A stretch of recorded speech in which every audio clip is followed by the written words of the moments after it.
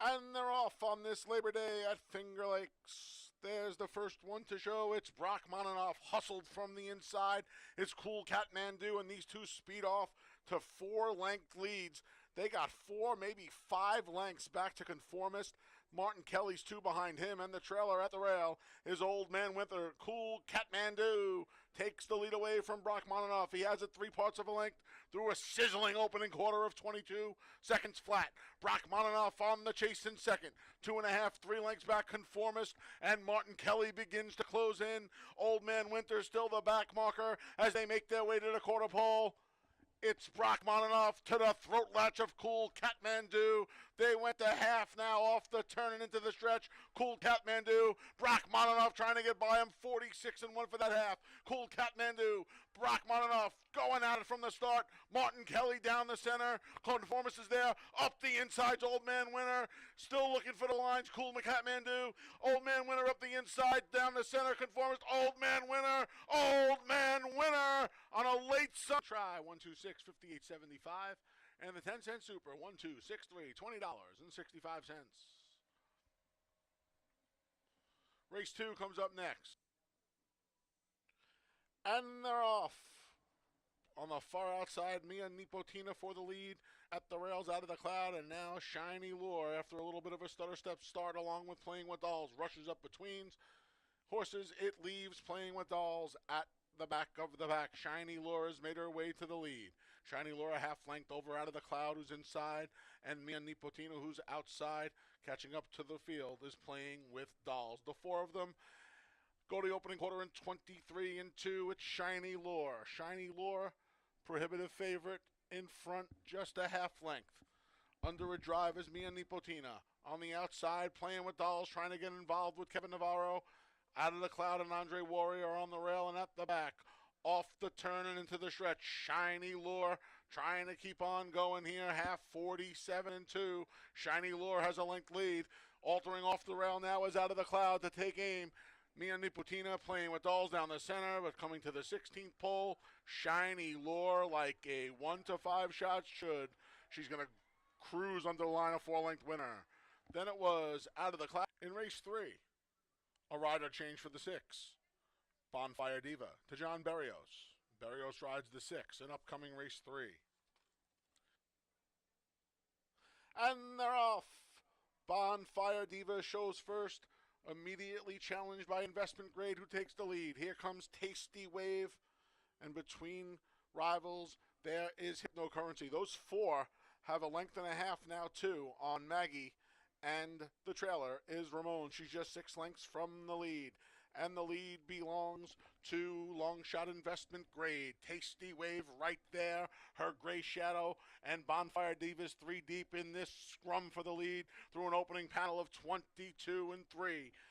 Midway on the far turn, Bonfire Diva trying to take the lead away from Tasty Wave from the back. Hypnocurrency revs up in all green to the inside. There's Maggie. Off the turn and into the stretch through a half mile that went in 47 seconds flat. Tasty Wave bracing for the challenge here of Hypnocurrency, who's looking for 4 in a row. Hypnocurrency takes the lead. Tasty Wave. Here comes Maggie after Hypnocurrency. It's down to the 2 favorites, Hypnocurrency and Maggie. Hypnocurrency a length and a half. Then it was Maggie. Ramon from 50-cent pick 5. It's also leg 3 of 4 of the North Warning Distance Claiming Series to be contested at 1.25 miles that starts out of the chute here. They're in the gate. And they're off. No one really anxious for the lead. Jackie trying to get Pot of Gold there. To the outside's Coach Bahi. And along the inside, there goes Disappearance. So those 3 assert themselves early. It's a real scrum up on the front end. Far outside, we come back to Dates Freedom. In and amongst horses of both Kodiak Brown and Central Love. And letting them all duke it out early is the trailer, Red Fortress. They went the opening quarter.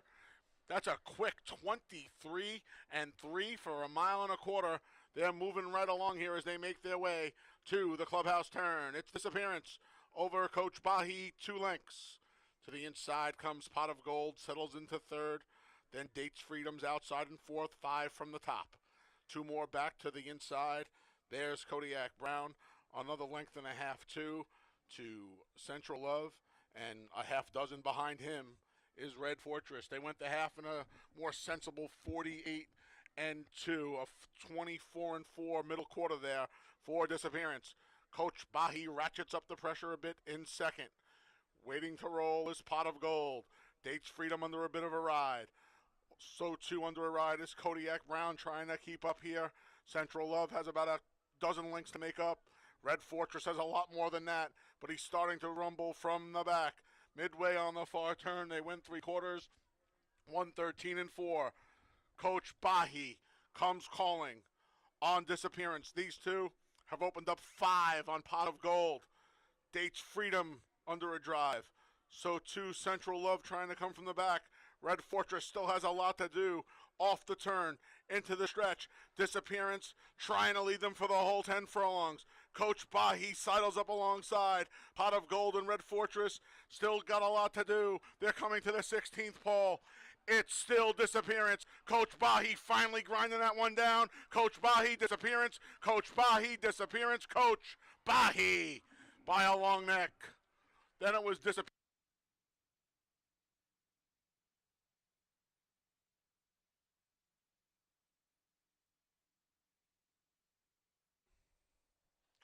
And they're off. From the rail, Lindsay shows first. Now Leadership Ability asserts herself, and Koa puts Leadership Ability on the front end. Our Girl Faith from the outside draw, second, a length and a half from the front. The favorite, Keep My Eye on the Boys, moves into third and settles in about 6 lengths from the top. Then we come back to Lindsay, who broke well, but is 9 lengths from the lead, and the trailer is Clifton Punch. Leadership Ability, Koa trying to throttle down that speed. Lead is a length and 3/4. Then Our Girl Faith through an opening quarter and a sensible 24 and 4. It's a gap of 4 lengths back to the duo of Keep My Eye on the Boys, who just went past Lindsay. Clifton Punch still trails. She's about 9 lengths from the leader, and the leader is Leadership Ability.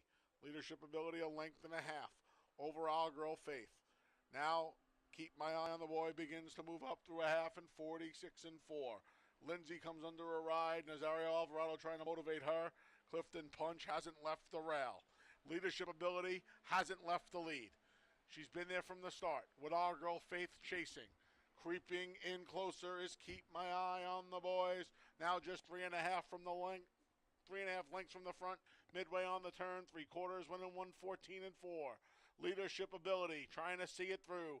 Our Girl Faith keeps ratcheting up that pressure. Clifton Punch stays on the inside and tries to rally. Keep My Eye on the Boys going to have to do better for there. I don't know if she's getting there today. Our Girl Faith just got to Leadership Ability. Our Girl Faith past the 8th pole. Jackie go over her left-handed. Here comes Keep My Eye on the Boy, but it looks like she's coming a little late as Our Girl Faith going to roll to a 3-length win. Then Keep My Eye on the Boys. It got real tight for Thriller Exact to 6.5, $29.80. 50-cent try, 654, $21.12. 10-cent super, 6541, $7.02. And they're off. There goes the favorite Gone and Forgotten, challenged immediately by Small Pebbles. To Small Pebbles inside, there's Honest Banker and Easy Plays at the rail. Then we come back to No Chalk, who's been taken off the rail. The gray Tivoli Gardens splits rivals. Bury the leads on the outside. The two at the back are Dolce Veloce. And the favorite, Gone and Forgotten, is at the tail end of the field. Up front, it's Small Pebbles. Between rivals, there is Honest Banker. Gone and Forgotten's actually 3 deep. That wasn't her at the tail. Then we come back to the duo of Easy Play, who just got off the inside, going past No Chalk. Tivoli Gardens is about to be passed by Dolce Veloce. Between rivals is Kaz Music. At the backs, Bury the lead, 46 and 2. Off the turn and into the stretch. Gone and Forgotten just struck the lead. Gone and Forgotten's looking for 3 Art of Queens in a row, and she's an 1/8 of a mile from doing it. Here comes Easy Play, and far outside, No Chalk. Gone and Forgotten's almost home past the 16th pole. No Chalk's flying in Easy Play. No Chalk. Gone and Forgotten. Gone and Forgotten. No Chalk got her in the shadow of the wire to win the Art of Queen by a half. 10-cent super, 4726, $25 even. Race 7 comes up next. And they're off. Benji Brown from the outside draw. Here's Coin Jar to assume the lead. Coin Jar in front of length.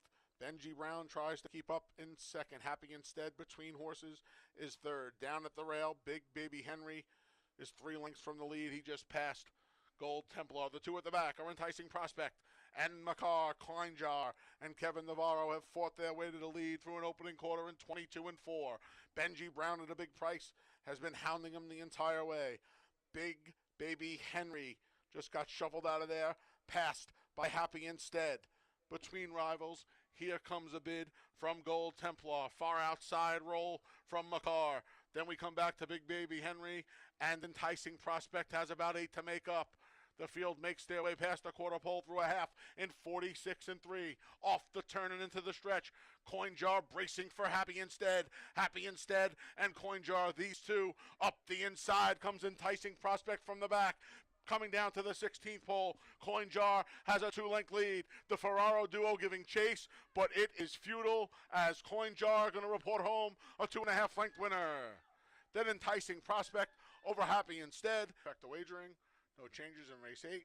Post time for the last is in just over 21 minutes. Folks, thanks again for participating in our late. And they're off.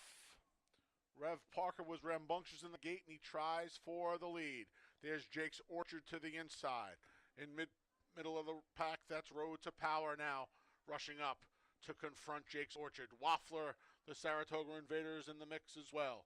Down along the rail is Alfgar. He's about 4 lengths from the top. Then we come back to Prophetic. The two at the back are the Derbies and Darbies. Derby Child and Dr. Darby midway on the clubhouse turn. It's Jake's Orchard and Road to Power through a pretty quick opening quarter of 23 and 4 as they straighten up down the backstretch here in Farmington. Jake's Orchard and Road to Power alternate on the front end. Alfgar's moved up a couple of spots into third, just ahead of Waffler, who's 2.5 from the lead in fourth. Then we come back to Rev Parker. Outside of him, Prophetic moves up, and again, the two at the back are Derby Child and Dr. Darby, 48 and 2 for the half as they make their way to the far turn.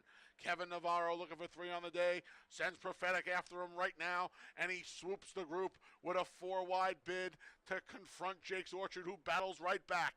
Alfgar and Luis Perez just took him off the rail through 3 quarters and 1:13 and 3. The field passes the quarter pole. It's Prophetic, Jake's Orchard, and Heeman Harkey won't go away. Alfgar tries to pick them up from the back. Off the turn and into the stretch. Alfgar wanders to the inside. Prophetic in the middle. Jake's Orchard in between. They come down to the last 1/8 of a mile. Jake's Orchard's been there from the start. Alfgar up the rail and Prophetic. Alfgar has the lead at the 16th pole. Then Jake's Orchard and Prophetic. Lucky 13 for Alfgar. Out of the maiden ranks by 2. Then it was Jake's Orchard and Prophetic.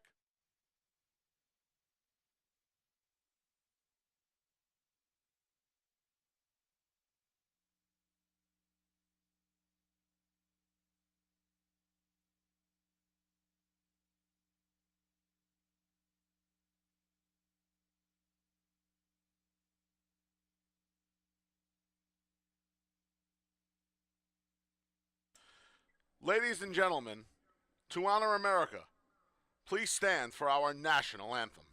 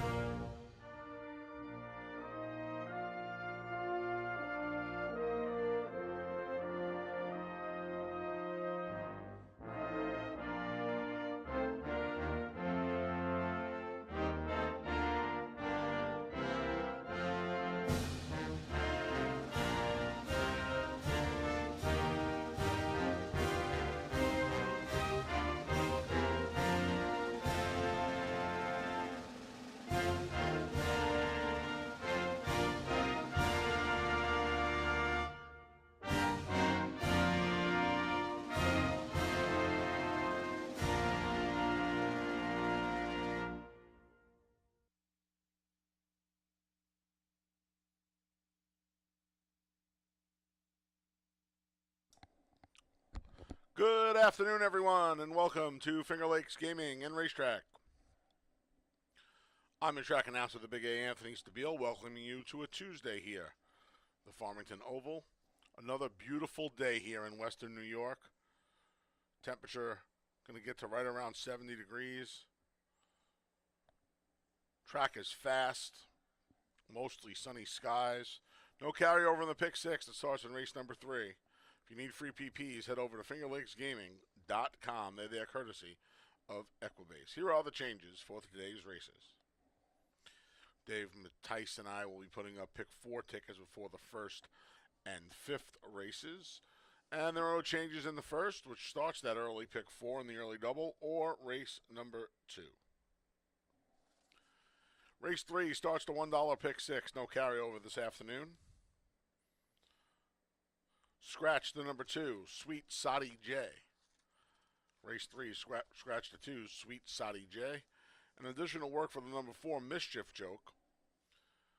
On August 28th, over the Belmont training track, he went 4 furlongs on a fast Belmont training track in 50 and 2 breezing. That additional work for the 4, Mischief Joke, in race number 3. Race 4 starts today's 50-cent pick 5. There are no changes in the 4th. The late pick 4 begins in race 5.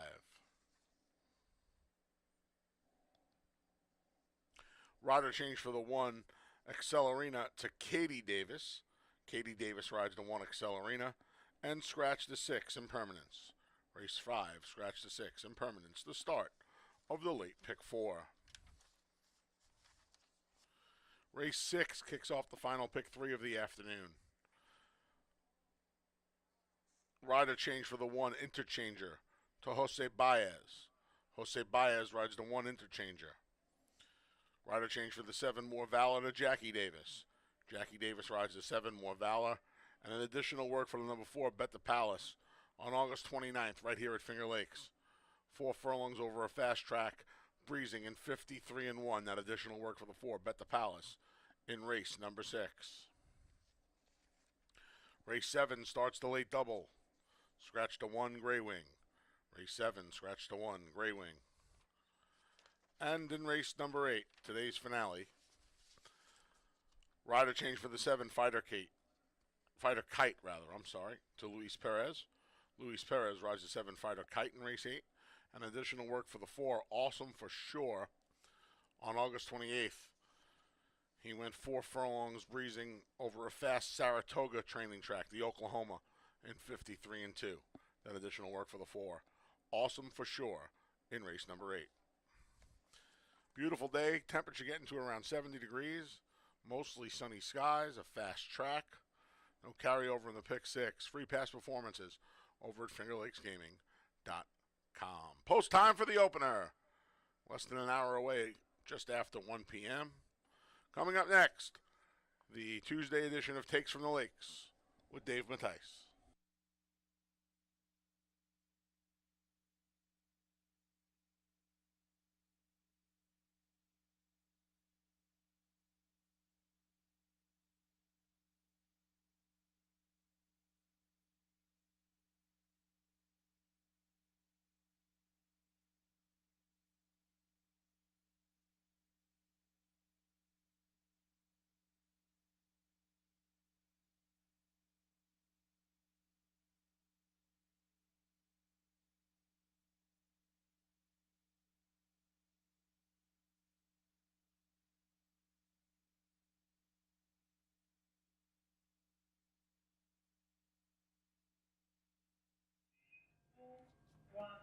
And welcome everybody to Finger Lakes Gaming and Racetrack. I'm Dave Mattice. What an exciting day we had yesterday. Wait 1 second.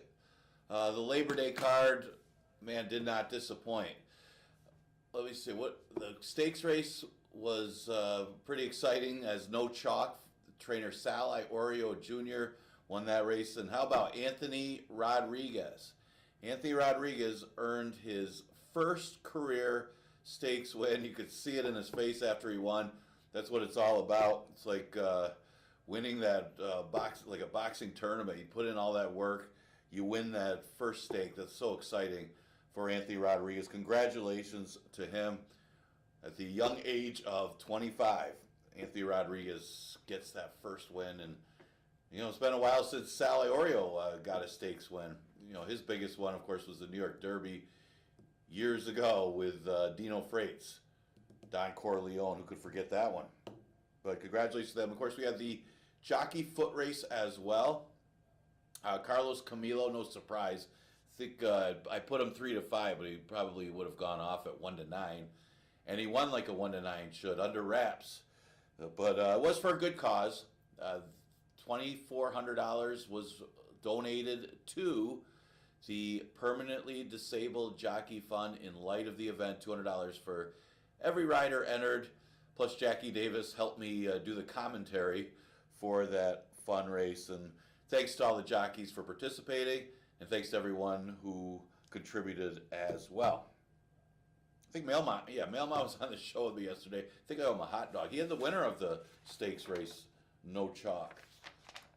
I gotta wait till they're $1.50 or $2 hot dogs again before I can pay him a hot dog. Unless I get like a whole package of them, then I'll give him a hot dog.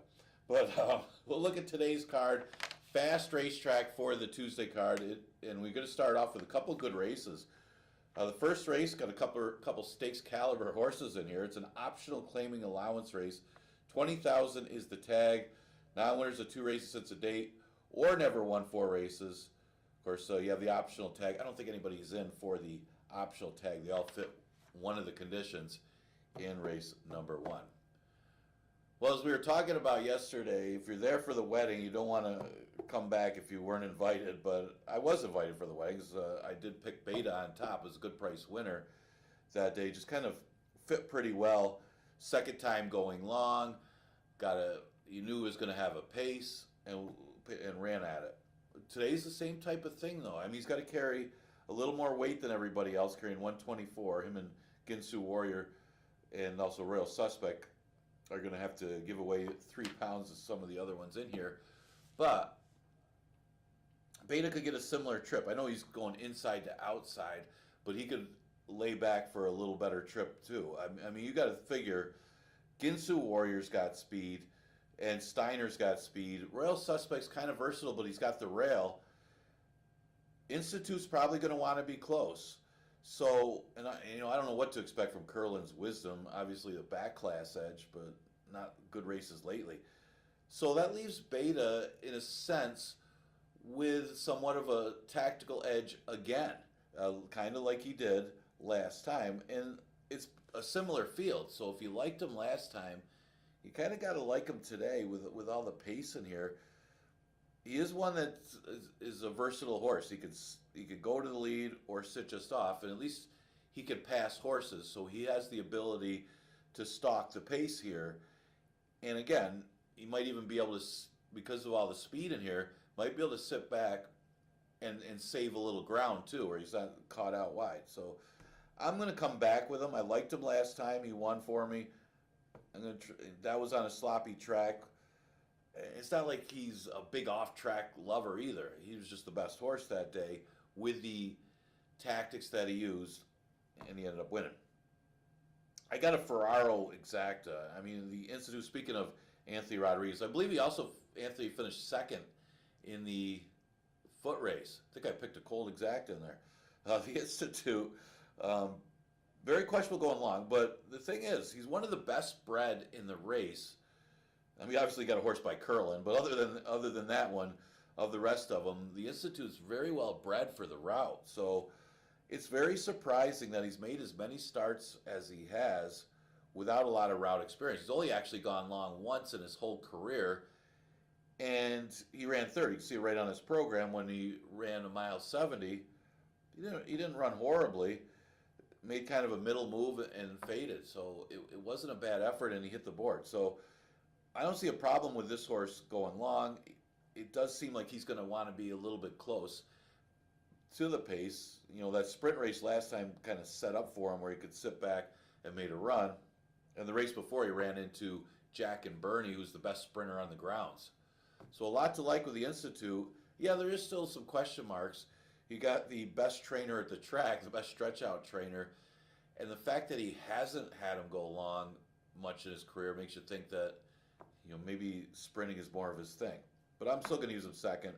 And then you do have the tricky one, Curlin's Wisdom. What do you expect from this horse? Obviously sent in by Linda Rice. She does have a good percentage with the horses she sends in here, and she does put them in the right spots. This is a horse that's made over $400,000 in his career. Was second not that long ago, the 2022 Empire Classic. It'd be pretty good to run second in the Empire Classic. Although I think that he kind of tailed off since then. If you look at his 2003 form, they didn't drop him either. They kind of, you can see the form drop off, and then they don't drop him. It's kind of over his head, in a sense, for the last few starts because he wasn't as good as he was the previous year. So this is an easier spot for Curlin's Wisdom. He's got that back class in his corner. Obviously, he's by Curlin. The distance should be a problem, but maybe that class comes through here. It's hard to really like him with the way he's tailing off lately, but class-wise, he's better than these horses. So we'll see what happens with Curlin's Wisdom. I mean, they're not afraid to drop horses. They set him in Finger Lakes in a tough spot where it is a good allowance race. So maybe he's still got one in the tank to beat these. All right, let's go on the second race. $5,000 maiden claimer going a distance of 6 furlongs. And I'm looking at this from a pace standpoint. Obviously, it's a competitive, wide-open race. I do think playing it big might be able to get the lead from the rail position. He was able to get out there with the pace last time, but he was playing presser. He pressed that pace all the way around. I know they didn't go that fast, but again, it's a $5,000 maiden. That's a regular pace for a $5,000 maiden, going 5.5. He's got to go further today, 6 furlongs, but with a lack of pace outside him, I think he's going to have a tactical edge in here. Not that he's got a lot of speed, it's just that there's no speed in the race, and he can get the lead and hold the rail from the inside position, and that's going to give him an advantage. I know there's a couple drop downs in here.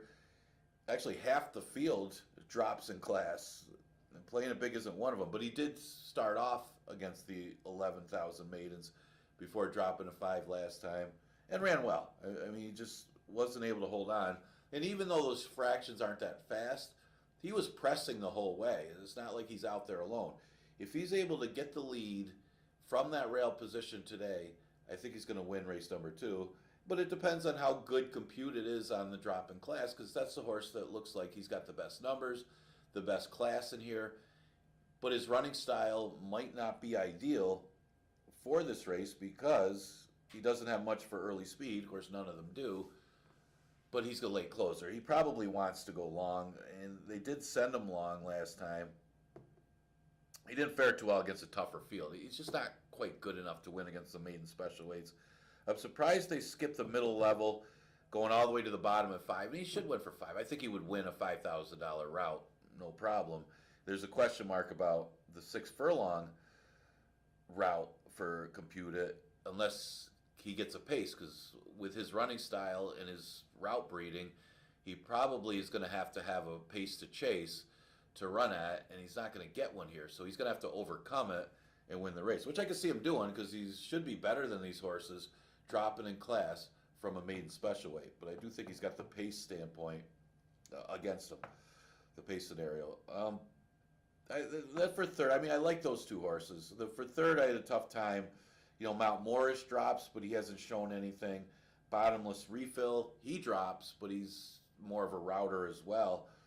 I just threw in the big money. Yeah, I don't love this horse, but he gets a fast racetrack today after 3 straight sealed racetracks, 2 of them off. And he's running okay. I mean, he's getting a lot of experience in a short period of time is his big money. But it's not like he's running badly. He's hitting the board in a few of these starts. He's going to be in a good position right behind playing it big. And I think he just hangs around in race number 2 because, again, not a lot of pace in here. He's not going to be as far back of playing it big as some of these other ones are who are just true deep closers, a couple of them coming out of route races. So I'm going to go with the 1-3-2, hoping that playing it big can get the lead from the rail. Should be able to. And figure, don't be worried about going from 5.5 to 6 furlongs with a speed horse, because a lot of times they're more aggressive here going 5.5. So at 6 furlongs, you could get out there and relax a little bit. And sometimes speed can be better when you're not that true send 'em speedball, but you're kind of a just get out there, relax on the front end type horse. Something to know if you're playing Finger Lakes. Okay, scratch the 2. Sweet Sadi J. Man, that horse has got some class. That one's out, but it's still a good race. I mean, you won't get a much tougher 4 lifetime race than this one, and that's basically what it is. I mean, it is that double condition, the one other than or 4 lifetime, but the way this race came up, it is basically a straight 4 lifetime, which could be good for a couple of horses who've been facing a little tougher, including, talk about Don't Lose Cruise, who has been running against some tough other than horses along with the 4 lifetimes. I like the last couple of races for Runaway Joke. I know he's supposed to beat those fields, but he did it in fast times for those days and did it convincingly. He's going to have to deal with Mischief Joke, the 3-year-old coming out of the Ontario County, who's going to be inside him, but I think this one's really sharp right now and can win here in this 4 lifetime condition. And I haven't given up on Don't Lose Cruise. I mean, this horse is 6-1 morning line, and yeah, really threw in a clunker last time, but got caught chasing a little bit when East Coast Girl just was simply lone speed in there. And I wasn't sure if Don't Lose Cruise would be able to overcome it and chase that one down. Wasn't able to, but when you're chasing a lone speed horse, sometimes you lose interest, especially on a sloppy racetrack.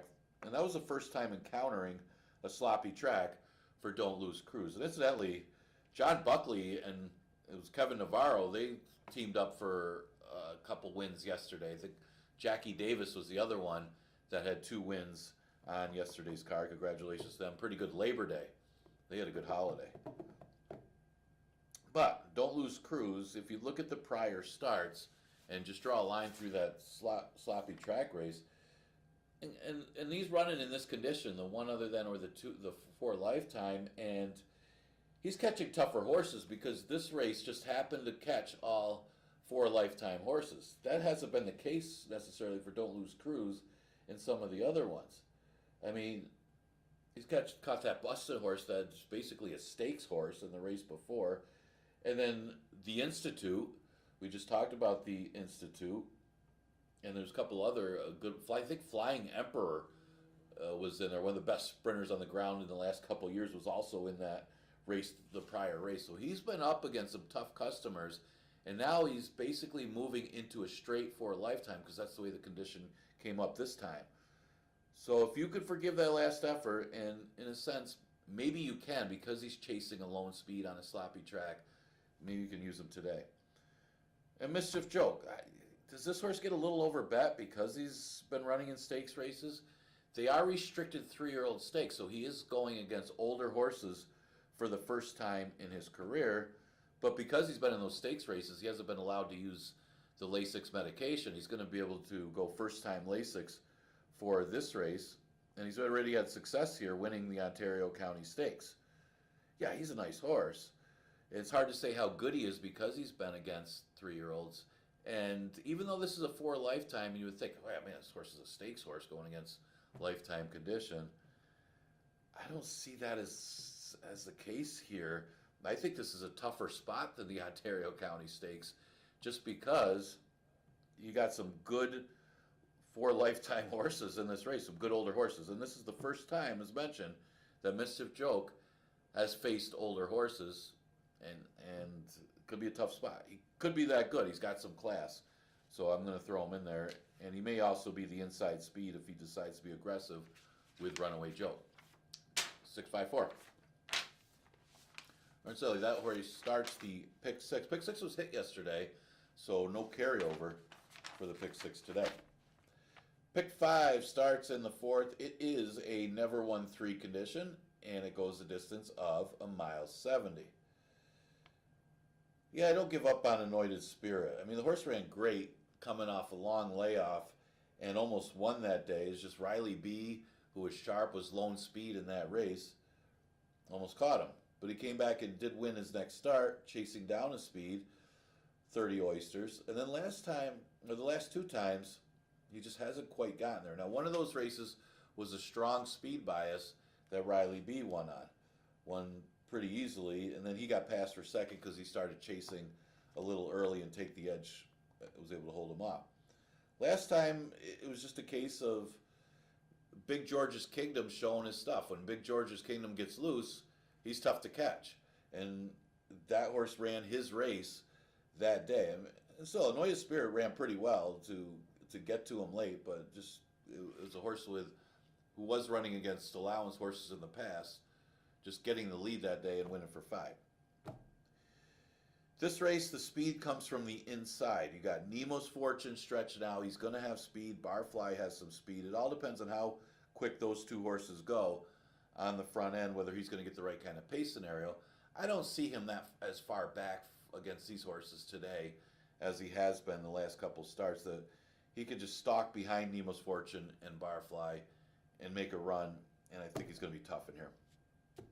I will use Nemo's Fortune for second. I think he's going to be that much tougher if he's able to get the lead and gets a pace of 49 and change or 50, but I don't see Barfly letting that happen from the rail. Now, Nemo's Fortune, a little disappointed by the way he ran last time. Maybe he didn't like the off track, because I liked him a little bit coming off a good effort the race before. I say it was a good effort because it was off a layoff. I mean, to run that well off a layoff, to run third, and then come back to be back in on the waiver claim, he just ran horrible. Maybe he just didn't start all that sharp, got caught behind horses. Just those things happen. You draw a line through it. Maybe it was the off track as well that he didn't take to. Stretches out today, and he was running primarily long last year, and he's got some decent speed going long in a race that doesn't have a ton of speed other than Barfly. I like his chances here to bounce back after that poor effort last time. Barfly, I just don't know if this horse is going the wrong direction. He's 8-5 morning line. It's not a positive sign that he comes out of the 20-day jail to run for 5,000, but he does. And he was claimed for more than that, 11,000, and he hasn't won since then. They stepped up, and I say 20. I say he comes back for 5,000. I say he stepped up in class after being claimed 11-9, and then dropped a class to 5. Sorry, I misspoke on that. He wasn't claimed out of the last start, but it was a sloppy track race that he was coming out of. He's got capability of running well here. I just don't think he's running as well as he was earlier in the year. He just hasn't shown what you would expect from Barfly with his back class coming in here and trying to run for 5,000. Not at 8-5, I can't take him on top, but you got to use him if you're playing pick 4s or whatever, or starting a pick 5. All right, 5th race. Scratch these 6. Impermanence got Katie Davis on the 1, Accelerina. And this one's really tough to go against in this race. I mean, you look at the competition for the 11-9. Regenerators coming off a maiden. Carson's Cool Woman's coming up in class from 5. Exotis needs the lead to win. He's not going to get it. Intentious drops but comes off a poor effort. So he just catches a pretty soft group when you put it like that for 11-9. His numbers tower over this field, and it's really tough to see her getting beaten here unless she really regresses or doesn't take to the Finger Lakes surface. I got her on top, and you're going to have to accept a short price if you're backing Accelerina, but she looks like a single. A Regenerator off of the maiden win. I'll use her for second, but I think there's a huge gap behind the class of Accelerina and Regenerator for her to actually beat that horse. Accelerina's got to kind of regress for whatever reason coming to Finger Lakes. But Regenerator has run okay. Took her a few starts to break her maiden. Looked good winning that race. I mean, maybe the addition of the medication helped her win that race. So, and sometimes it does. I mean, you add Lasix and they run better, and that could be the case. Maybe she's coming around and improving because her previous start wasn't very good. I got her second. I used Intentions for third. Basically the same thing. She broke her maiden, but she only did it in her couple second starts, so she has room to improve. She ran in an allowance race last time, so she gets a little bit of class relief, dropping 11.9.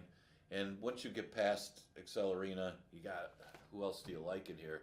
I would go with the one with the 2.5 for my exacta in race number 5, and it certainly wouldn't pay that much because this horse is going to be a short price. Okay, sixth race, a 5,000 claimer going 5.5 furlongs. Got Jackie Davis on the 7, More Valor. Man, is it finally the day for BC Glory Days? Well, this horse has really improved the last 3 starts. Just 1 for 47. How can I take a horse that's 1 for 47 to win race number 6? Because he's supposed to. I mean, this is a field, if you look at the last couple starts, he's supposed to beat. I think he's been a little overbet in those fields, but it looks like this is even easier for BC Glory Days.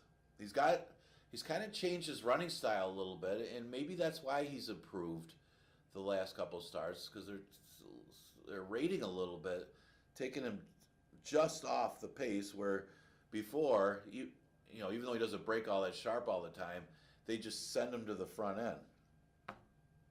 Man, who else can you like in here? I guess that's the main issue, that I'm taking a horse that's 1 for 47 on top, just because I don't like anybody else more so than I really love BC Glory Days. Yeah, I mean, I wouldn't take a short price. He's not the favorite, though. He's the second choice on the morning line. So maybe, 5 to 2, 3 to 1. Certainly a horse you don't want to take if he is the favorite, but if I got like somebody in here off the numbers and off the recent races, it's BC Glory Days, especially if you can get 5 to 2, 3 to 1 on him. With No Name, I'm going to use for second. Was in against a tougher condition last time and ran okay. It's not like he ran that badly to be fourth behind Conformist, who Conformist would easily beat this field. Race before was against the 11s, so you got to go back to where he's running against 2 Lifetime 5s earlier in the year, and he's hitting the board against 2 Lifetimes 5 and arguably tougher 2 Lifetime $5,000 claiming fields. That was a sloppy racetrack last time. His only win was in the slop, so there's a positive negative of that because he may have liked the off track. But again, it's a tougher condition. So I think going back to the straight 2 Lifetime in this field should put With No Name right there for Victor and Nancy Salvato. Bet the Palace, logical horse. Just broke his maiden for 5,000, didn't do it by a lot, and then came back and ran once in the Lifetime condition and finished behind BC Glory Days. They'll try to go back to running without blinkers.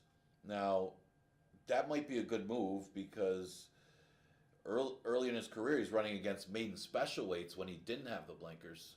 So that's always kind of my thing, and I see it a lot here at Finger Lakes when they do the blinker change.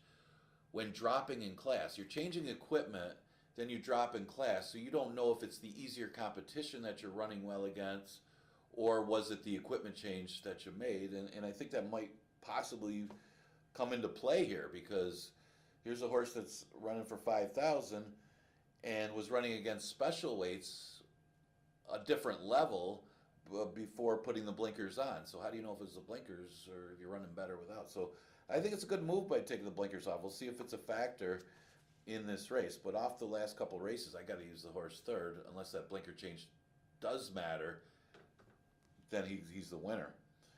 Noah's Destiny, kind of more of an underneath horse, I think, against these. Broke his mane for 5. He had to go back to the end of last year. But the best race this horse ran was back July 17th, where he ran a good second behind Zucker Race, and that was a good race because everything went Zucker Race's way. I mean, the race didn't, BC Glory Days didn't break, and that looked like the speed of the race because there wasn't any speed. Zucker Race took advantage of it, that 5 furlong race, and still was life or death. Plus, it was an off track, so it was life or death to hold out Noah's Destiny. Unfortunately, Noah's Destiny didn't run as well, going 6 furlongs last time. Maybe 5 furlongs is this horse's distance, but at least we're gonna meet him in the middle at 5.5 furlongs today. He's coupled with Interchanger. He certainly plays in here, but there's a couple that I like better. I'm gonna go the 5, 2, 4, 1A in race number 6. All right, 7th race, an allowance race. We scratched the 1 part of entry, Gray Wing. I know I'm not going to get much of a price on this horse because he's going to be touted a lot upstairs around the Mutual Bay, but I got to go with Sigler just on the fact that he should get a trip in here. I know he's outside. I mean, I like this entry a lot more when Gray Wing was in the race. I don't think you were going to get 7-2 on the entry with Gray Wing. Maybe you'll get it with Gray Wing scratch. You'll get a little better price. But you got CJ's Grand Slam's got good early speed, and production credit likes to be in the grace as well. I'm not sure what Sharp Has is going to do. You would think that horse wants to have the lead, but wasn't able to get it. Was actually off of a 23 last time. Not sure if that was intended or if the horse didn't take to the good racetrack, but he really just didn't show any speed whatsoever in that race. So it was interesting tactics for Sharp Has last time. And I'll see how that plays into effect because he's outside today with the other speed. Sigler, who does have early speed, but he's a versatile horse, especially at 5.5. He's not as fast as a couple of these other ones. He should be able to sit off, and at least he shows that he can pass horses. That was his first race over the track. He got off slow to start it off, and then kind of made that move, and then flattened out, and Sharp Has came back on to finish ahead of him. I think the slow start really hurt him, and I think the few months off coming to Finger Lakes for the first time might have hurt his chances as well. So he should be sharper for this race. And the big thing is, numbers-wise, this is a pretty evenly matched race. But I think the trip is going to matter for Sigler, and he should run better here. I'll go with him on top. Sharp Has, I don't know what was going on last time. It's one of those races where you're watching the race and you're like, how is Sharp Has not on the lead in this race? How is that even possible when a horse is getting the lead and winning at 5 furlongs earlier in the year? It's going 22 and change every time, and then last race goes 23, and it's like he can't keep up, or he was intentionally rated. It's hard to say if he wasn't taken to the off track. Maybe they were trying something different, but either way, it didn't work out.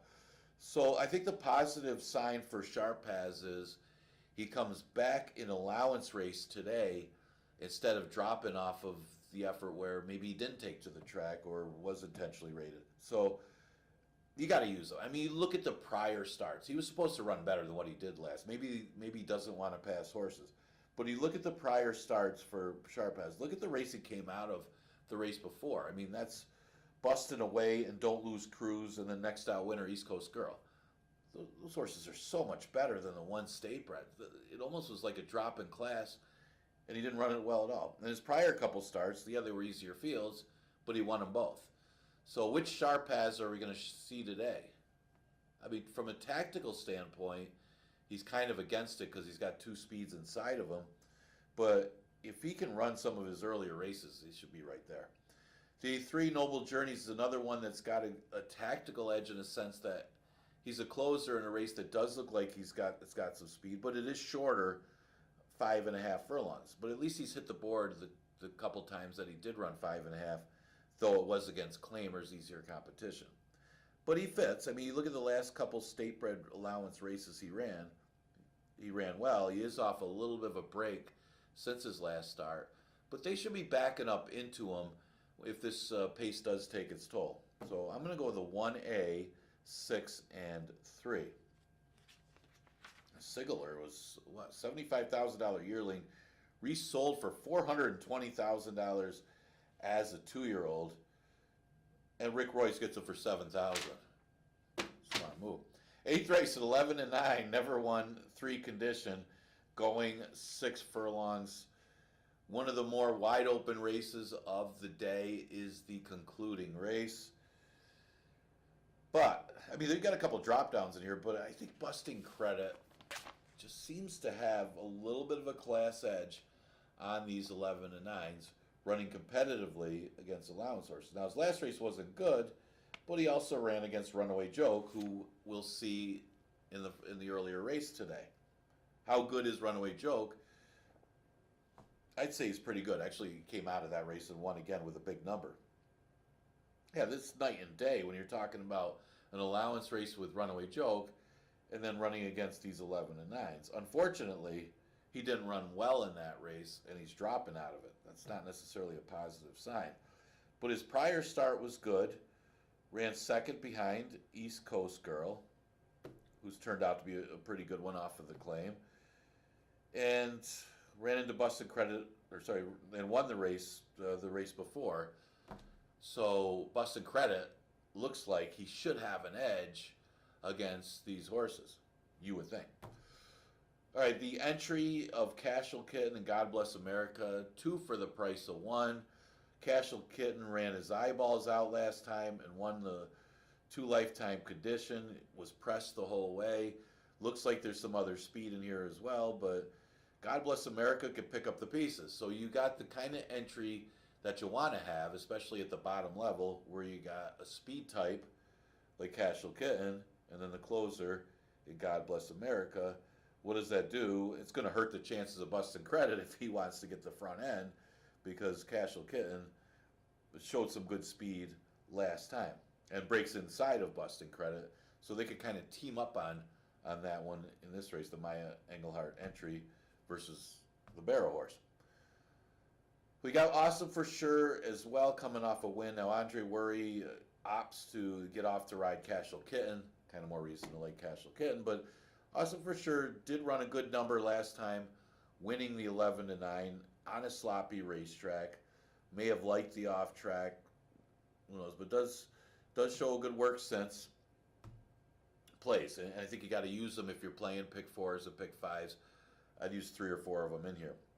Fighter Kite would be my long shot in here, and I don't think he's going to be that big of a price. It's not like he hasn't run well at the 11 and 9s. He's run well on off tracks the last couple races, and I guess you got to ask yourself, did he like that off track, or is he just keeping his form and running as well as he is? Now you got to use somebody for 4th. I think the main 3 players are the ones I mentioned. Busted Credit looks like the horse to beat in here. The entry looks solid as the main threats. Awesome for Sure certainly plays off a win. Those are the 3 main ones. But if you're looking for an outsider, and it's hard to like anybody else. I mean, Right for Mischief ran a good race last time, but it was a mile. I think Fighter Kite hasn't been running that badly that he plays in here with the right kind of trip. He should be there. Maybe he sneaks into the try. I'm going to at least use him in the super. I'm going to use him for 4th. 3, 1, 4, 7 in today's last race. So 8 of them on to this Tuesday card.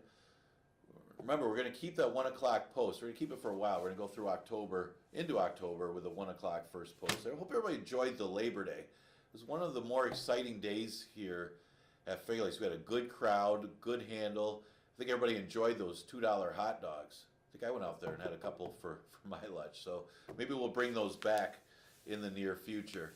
But we do continue live racing Monday through Wednesday. Our next live day, of course, will be tomorrow with a 1 o'clock first post. So I will see you then.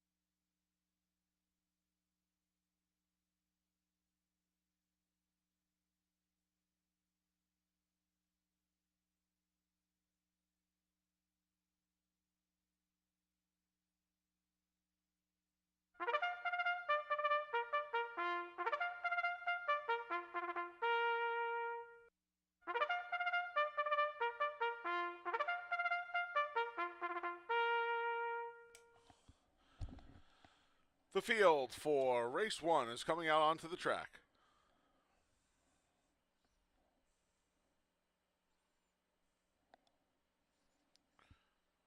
The 1 is Royal Suspect. Joel Cruz rides.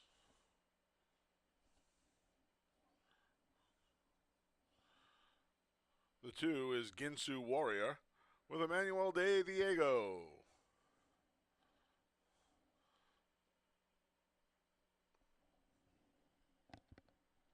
The 4 is Curlin's Wisdom. Cabracoa rides. The 5 is The Institute with Anthony Rodriguez. The 6 is Beta with Luis Perez. And the 3 is Steiner with Andre Wari.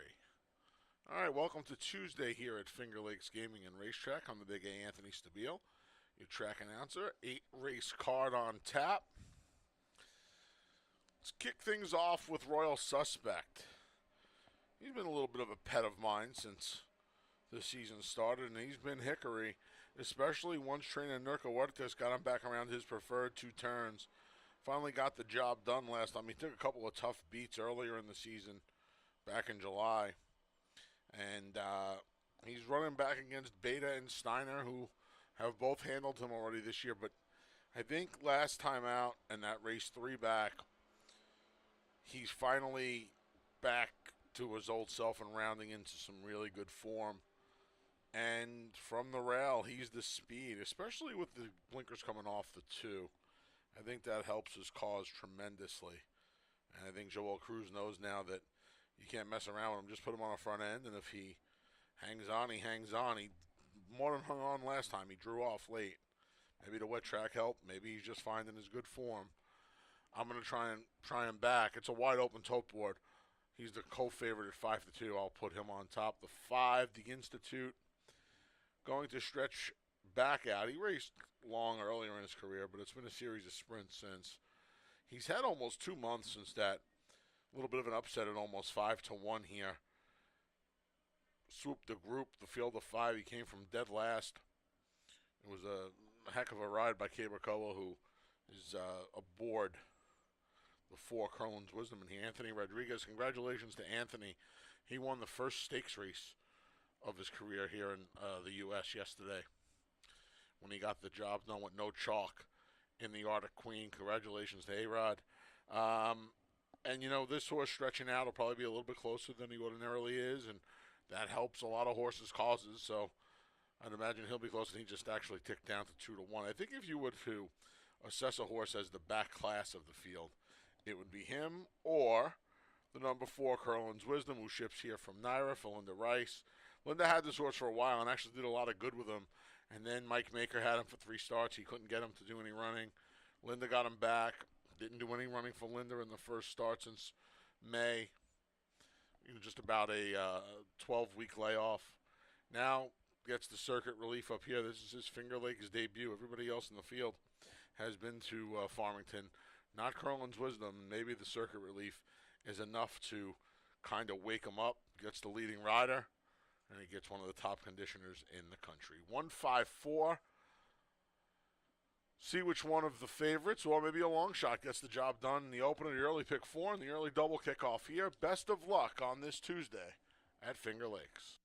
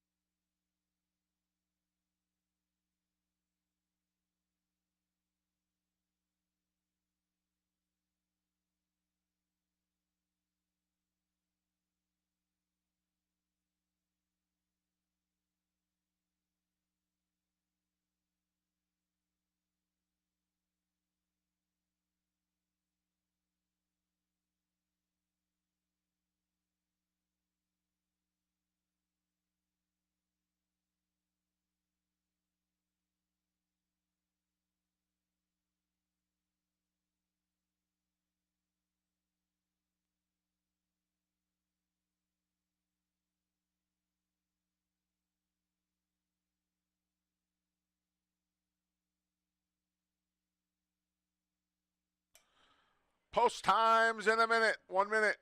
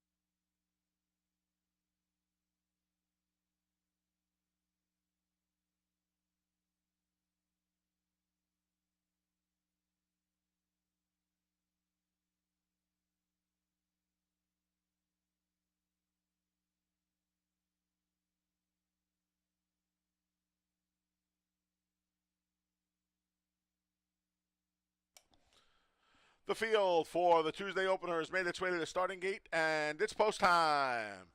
Set to kick off the early pick four, an early double.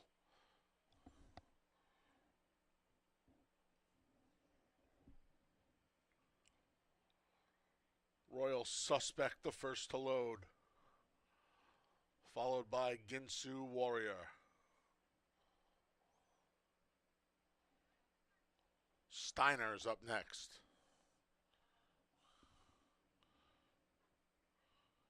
Here's Curlin's Wisdom.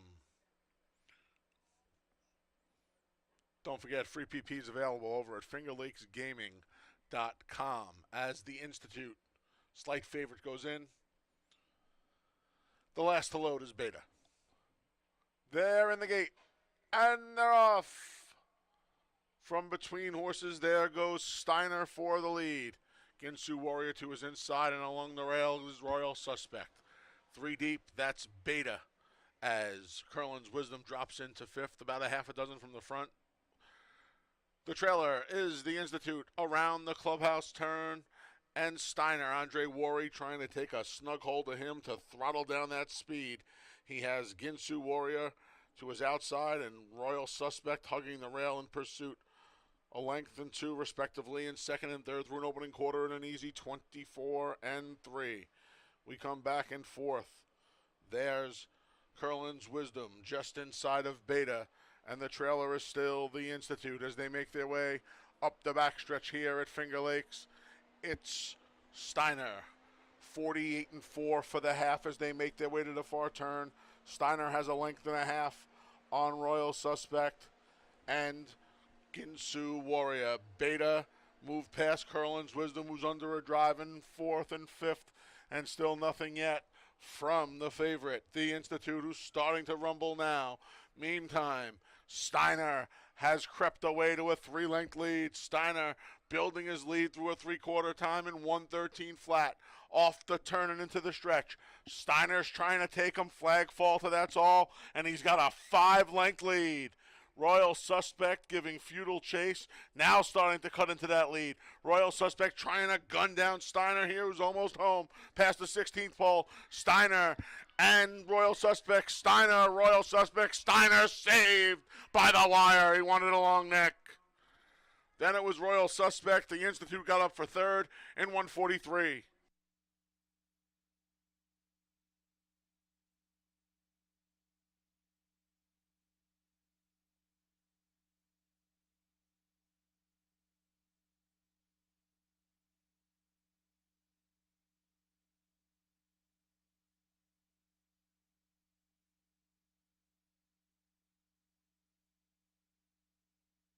Photo finish, hold all tickets.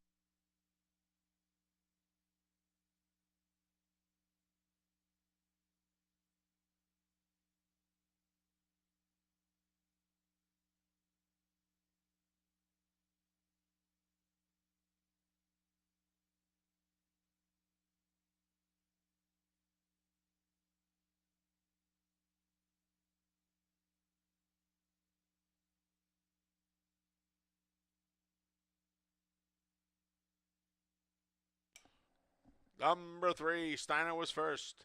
1 Royal Suspect second, 5 The Institute third, 4 Curlin's Wisdom finished fourth.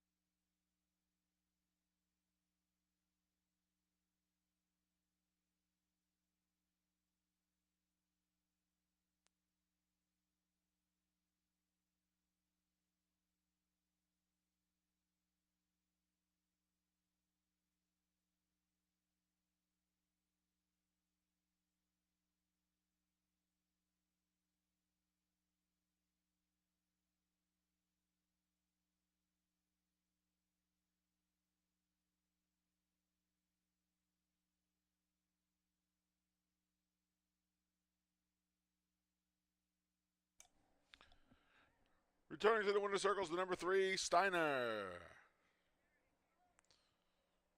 6-year-old geldings by Daher out of the Aljabar mare, Tafiz.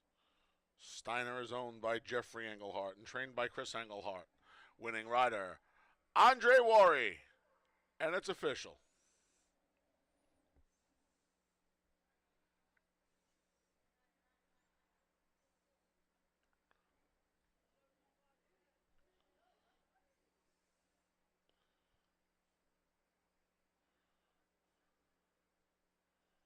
$2 exact to 3-1-54 even. 50-cent try, 315, 22.37. And the 10-cent super, 3154, $13.60. Race 2 comes up next. Starts the first pick 3 of the afternoon. There are no changes in the second. Post time for race 2 is in just over 21 minutes.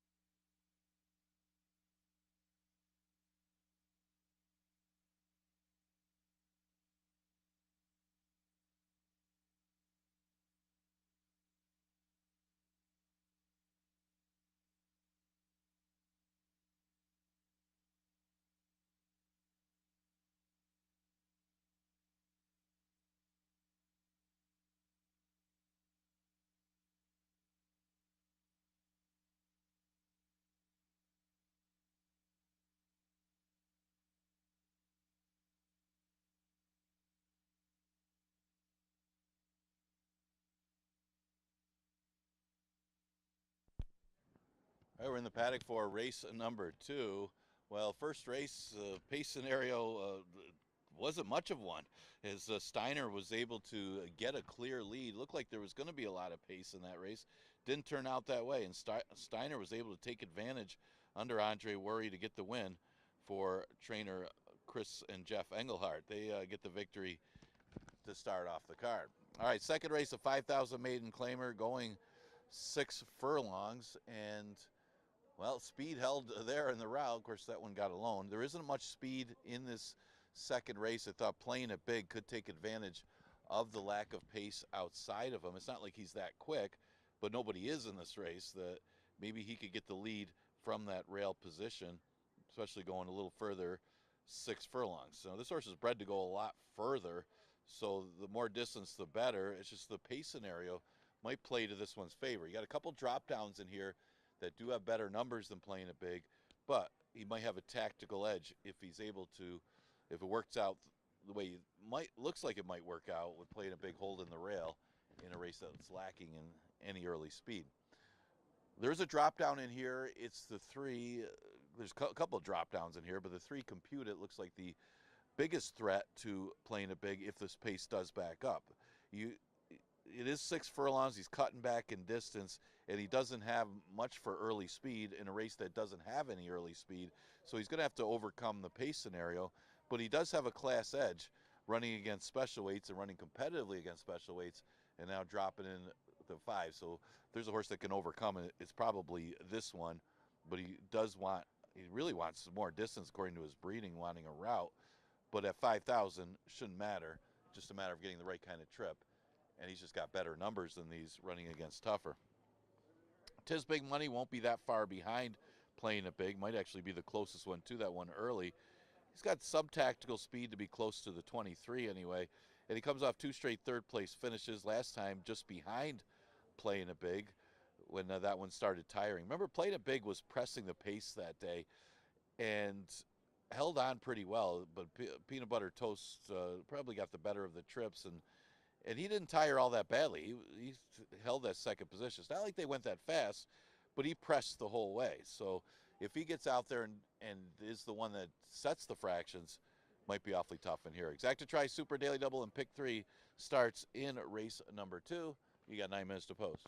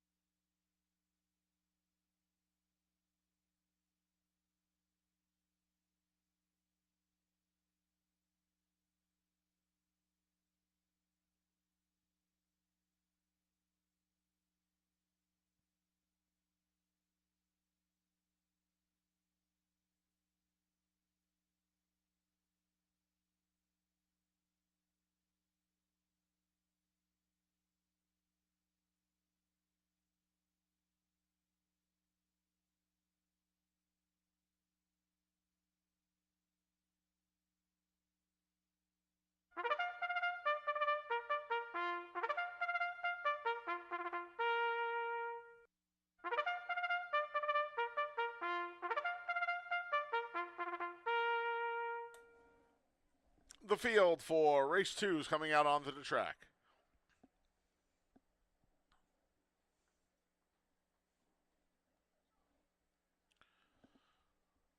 The 1 is Playing It Big with Cabracoa.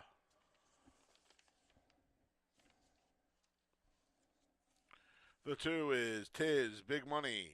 Jackie Davis rides. The 3 is Compute It with Joel Cruz. The 4 is Mount Morris. Luis Perez rides. The 5 is Bottomless Refill with Emmanuel De Diego. And the 6 is Good Morning Joe with Jeremias Flores. All right, 6 maidens. Going to go 6 furlongs here. Playing It Big, just ticked down to even money. Started the career for 11, tried the nickel just 2 weeks ago, and missed by a neck. First time Lasix, first time for the nickel. And he is a very logical and, dare I say, deserving favorite. I don't think any nickel maiden claimer should be even money, but you know what? If you're going to make one, that is probably him. The Lasix helped. He didn't have a great start. Draws the rail. Gets Koa back. Looks like he should be the speed in here. There's not much going on outside of him as far as the front end goes. The 2 Tiz Big Money's where I land for second. John Grabowski's tried a lot of things. You know, John's horses, let me say something. John's horses have all been running really well. He's hit the board with nearly 2/3 of his starters. Yet he only has 1 win to show for it, and a lot of people would think, well, the horses aren't running well. The horses are running just fine. It's sometimes you get some bad racing luck, and you know in baseball the doubles turn into home runs, the seconds and thirds turn into wins eventually, and maybe it's Tiz Big Money's day. I tell you what, I thought he was going to break his maiden on debut. Jackie gave him a great ride, saved the ground, almost came up the inside. It was a 4-horse photo at the end. He was on the worst end. Well, he wasn't in the photo, but he had the worst of a length separating the first 4. Maybe he's a little bit better with some moisture in the ground. But he really got smashed in his 3rd start. Then they tried him long, which was not something he wanted to do. Last 2 starts, he kind of woke up. Maybe he's just raced himself into shape. I'll tell you what, at 5-1, he's too big of a price in the win pool. Wait to see what happens as we get closer to post time here. That's a really big price on him today because I think he's got a heck of a chance to get out of the maiden ranks today. And then finally, if you want a little bit of a fresh face, a little bit of a long shot, the 5 Bottomless Refill, first time on the dirt since being claimed, first time for Tim Murphy. The dirt race at 2 turns, he has 2 of them on it. He actually has 3 2-turn races on his card on the dirt at Penn, Delaware, and Parks. And then the 1 race around 1 turn was in his debut at Laurel. He's faced so much better, not only circuit-wise, but even class-wise. He's never run for a nickel before. I don't know if he's going to want to sprint. But if you're playing pick 3s, and I think Runaway Joke's going to be very, very tough in the next race, the number 6. If you're playing pick 3s, maybe you don't want to go favorite, whoever you like in the 4th. Maybe you want to use the 2 and 5 in here and try to get alive with a couple of long shots and then get single to Runaway Joke in the next, who I think is going to be very tough as to lose speed, and then go from there. That might be something I would do in here. 4-5, listen, I think Playing It Big has a really good chance to win this race, but 4-5 is a terrible price on any maiden 5, especially when you have a couple of alternatives like the 2 and 5, in my opinion. I picked at 1-2-5. See if we get alive in this pick 3, one of the better prices. Best of luck here in race 2.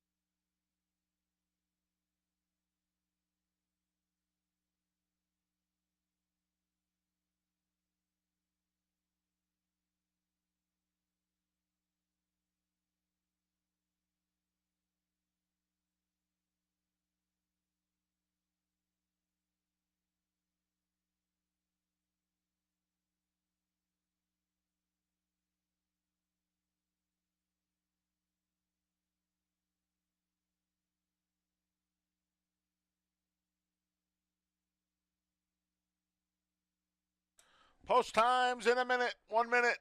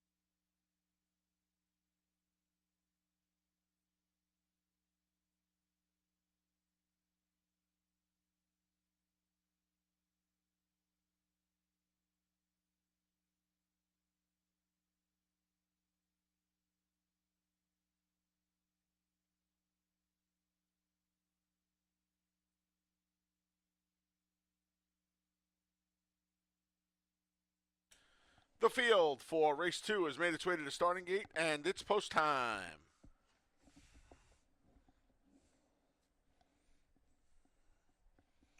Three to five favorite playing it big, the first to load, followed by Tis Big Money.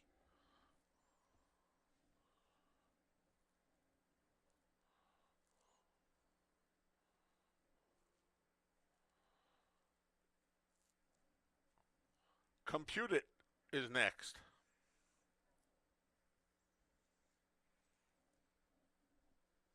Here's long shot Mount Morris going in.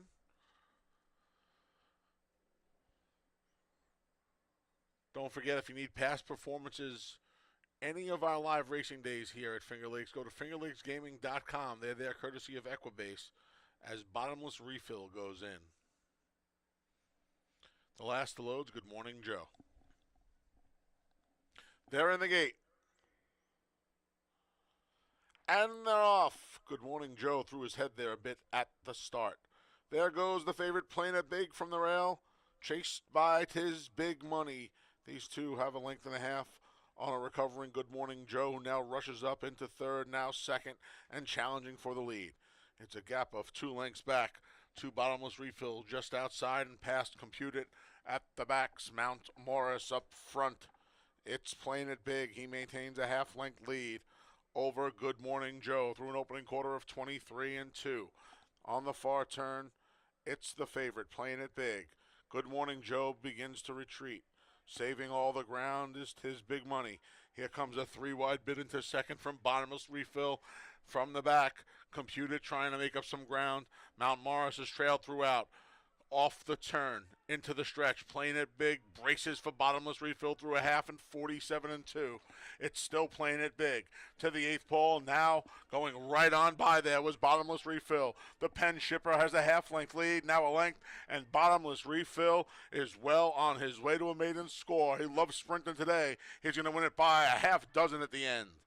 Compute It got the place over playing it big. Tis Big Money rounds out the super in 112 and 1.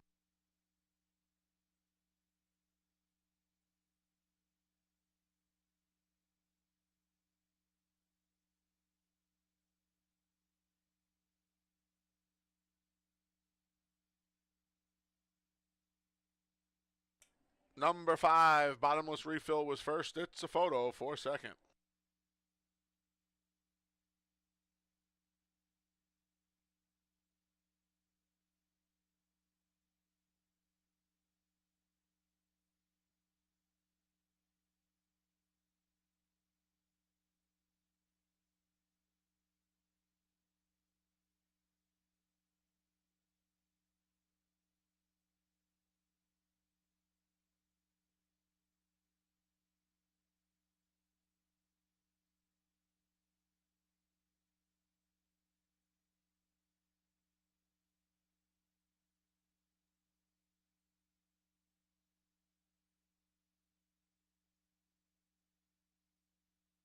Number 3, Computed finished second. 1, Playing a Big third. 2, Tis Big Money fourth. 5, 3, 1, 2 in the second.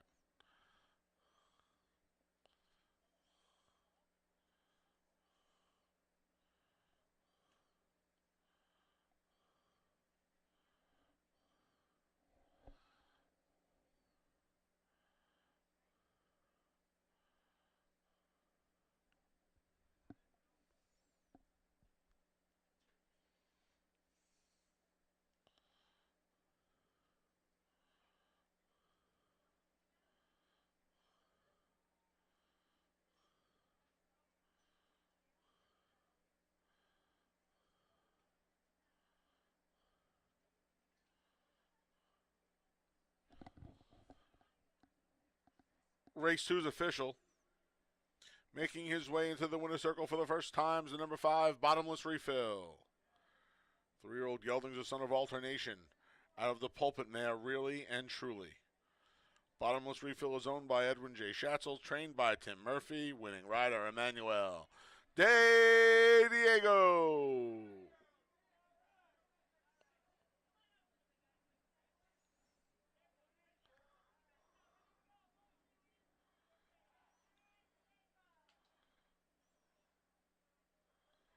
$2 double 3-5 84 even. $2 exact to 5-3 29.40. 50-cent try 5-3 1 17.50. 10-cent super 5-3 1 2 $5.90. Race 3 comes up next. It's the start of today's $1 pick 6. No carryover in the pick 6. Here are the changes for the remaining races. Here in race 3, scratch the 2, Sweet Sadi J. Race 3, scratch the 2. No changes in race 4. In race 5, a rider change for the 1, Accelerina, to Katie Davis. Katie Davis rides the 1, and scratch the 6, Impermanence. Race 5, scratch the 6.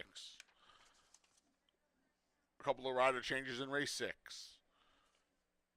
Rider change for the 1, Interchanger, to Jose Baez. Baez rides the 1. And a rider change for the 7, More Valor, to Jackie Davis. Jackie Davis rides the 7 in race 6. Race number 7, scratch the 1, Grey Wing. Race 7, scratch the 1. And in race 8, a rider change for the 7, Fighter Kite, to Luis Perez. Luis Perez rides the 7 in race 8. The $1 pick 6 starts here. Post time for the third is in just over 20 minutes.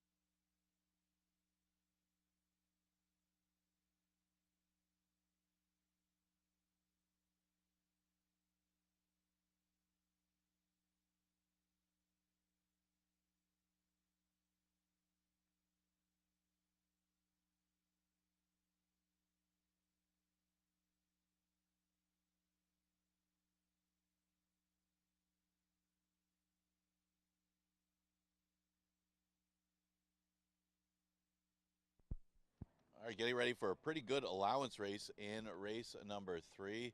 Looking back at the second, yeah, it didn't look like there was going to be a lot of pace in there, but Playing in Big had to endure a pretty quick first quarter for the $5,000 level.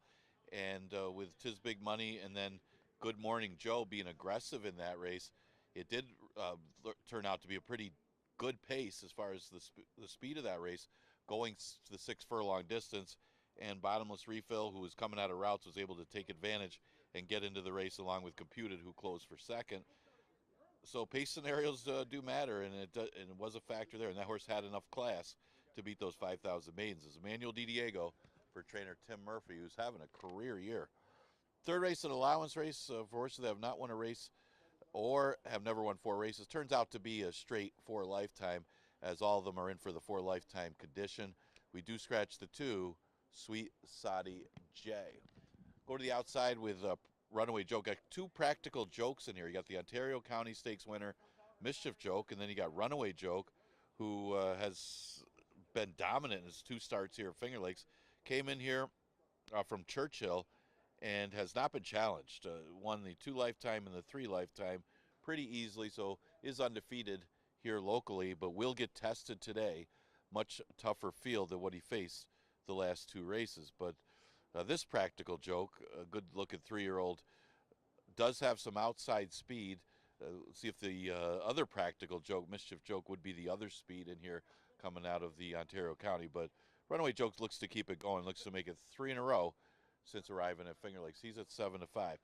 The 5 is Don't Lose Cruise, who might be overlooked in here. This horse was running pretty good since arriving here, and running in the same condition, but running against tougher horses because it was the one other than her 4 lifetime. This one just happened to attract all the 4 lifetimes, so it should be a little bit easier than the last couple. But East Coast Girl was the only speed in that race in the slop on August 19th. So he made kind of an early move trying to chase that rival, and maybe why he faded like he did. And plus, he might not have liked the racetrack. That was his first time ever encounter a sloppy track. Before that, he ran into Bustin' Away, who has been unbeatable.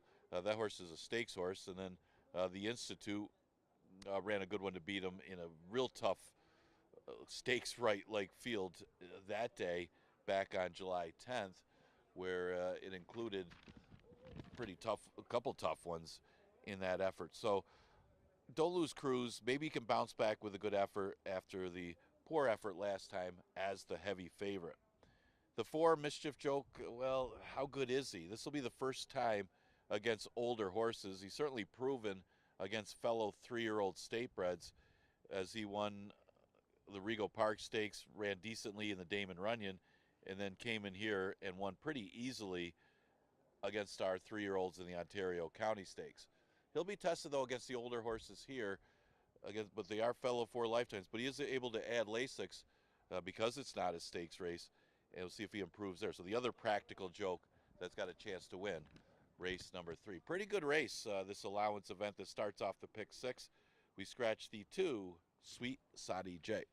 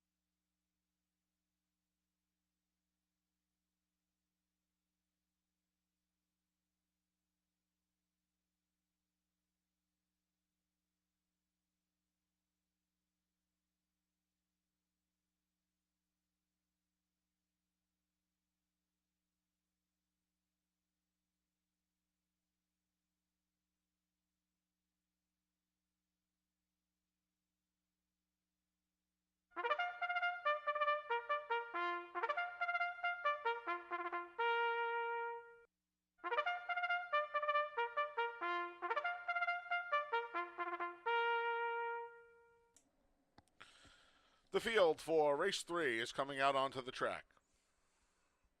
It's the start of the $1 pick 6.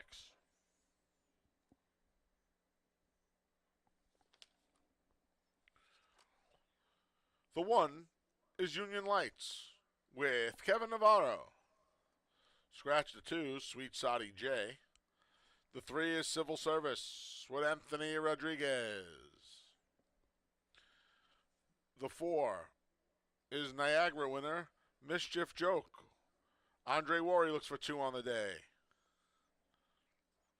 The 5 is Don't Lose Cruise with Luis Perez. And the 6 is Runaway Joke. Emmanuel De Diego looks for 2 in a row on the Tuesday card. That's your field of 5. The $1 pick 6 starts here.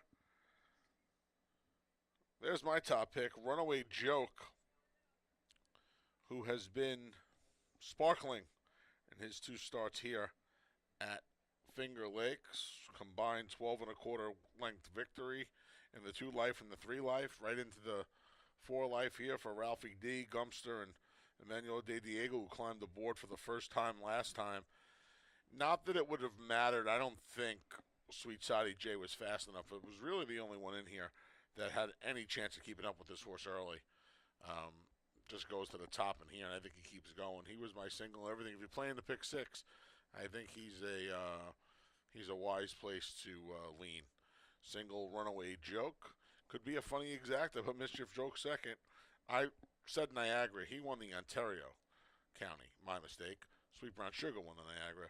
He can't run in that. He's not a filly.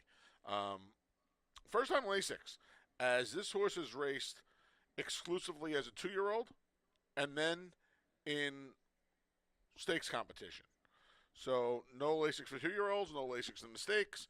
He gets into an allowance race for the first time, and he gets Lasix for the first time. See if that helps. He galloped in the Ontario County. He was supposed to. He beat a maiden that day who finally got out of the maiden ranks and started 13 yesterday. Stars and Stones was third, but he was a long way back in third. Yeah, if anybody upsets Runaway Joke, I think it would be Mischief Joke. And I really believe that Runaway Joke is the horse to beat in here, not Mischief Joke, despite the stakes face. He's a 2-time stakes winner, actually, but he's not as fast as Runaway Joke. Maybe the Lasix helps Mischief Joke. We'll see. Public does not know where to land. It's like 6 in one hand, half a dozen in the other right now. We'll see which one of the jokes goes off favored in here. Finally, Don't Lose Cruise.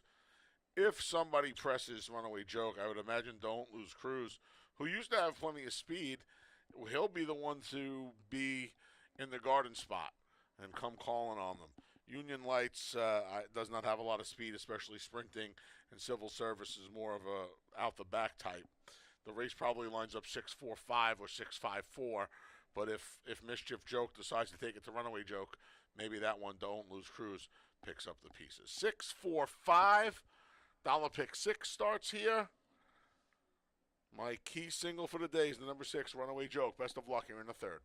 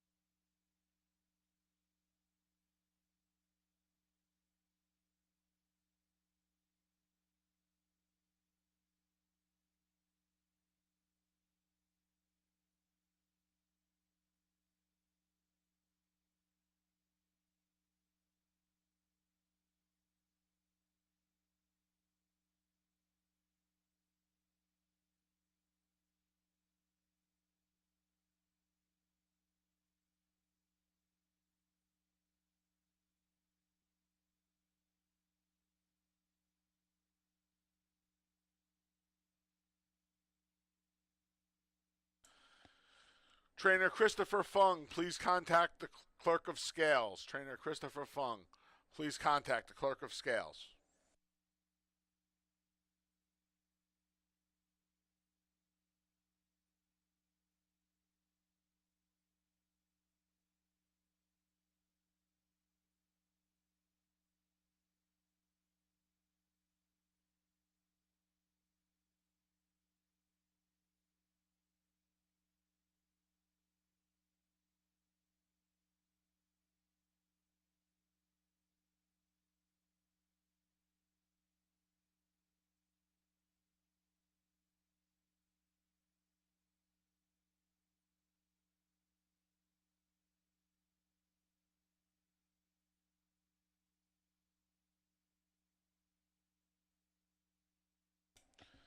Post times in a minute. 1 minute.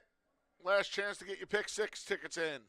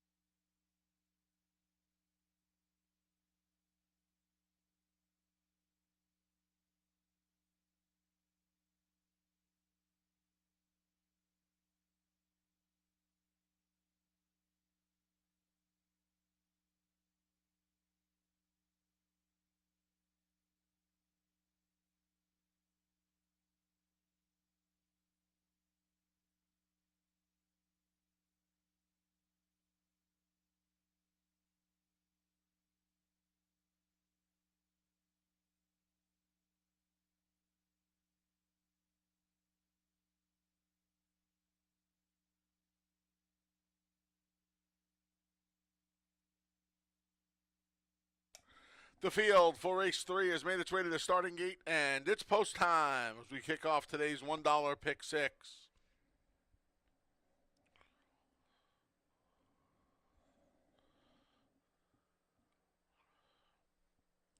Union Lights, the first to load,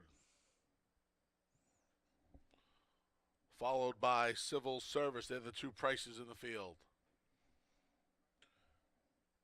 Ontario County winner Mischief Joke goes in. If you need PPs, fingerlakesgaming.com, courtesy of Equibase, each and every racing day of the 2024 season. As Don't Lose Cruise goes in, last to load is Runaway Joke. They're in the gate. And they're off. Don't Lose Cruise shows first, but quickly Runaway Joke to his outside assumes command.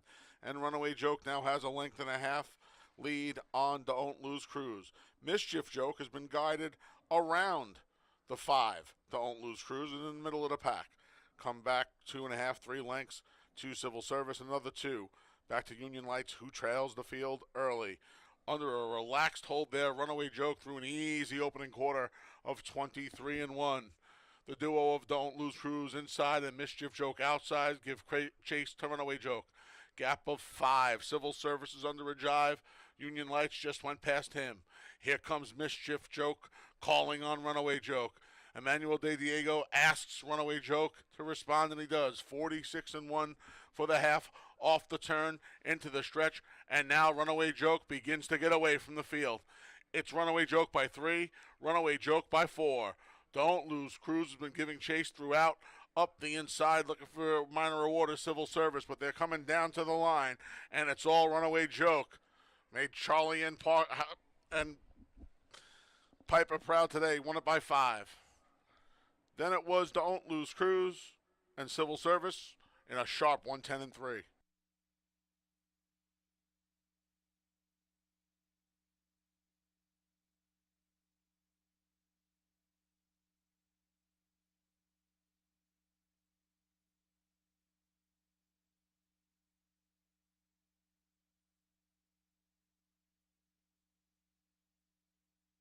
Number 6, Runaway Joke first. 5, Don't Lose Cruise second. 3, Civil Service third. 4, Mischief Joke was fourth.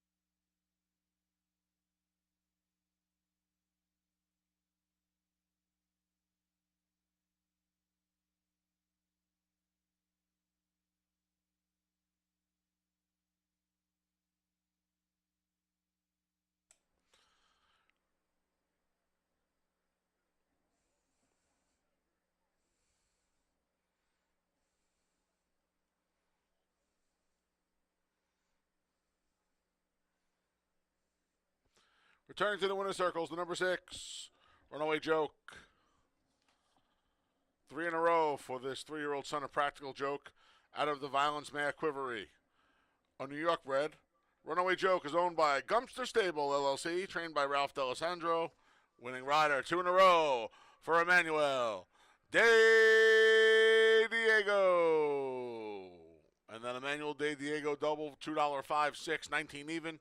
$2 exact to 6.5, 11 even. 50-cent try, 6.53. $5.55 and a 10-cent super, 6.5, 3.4, $2.37.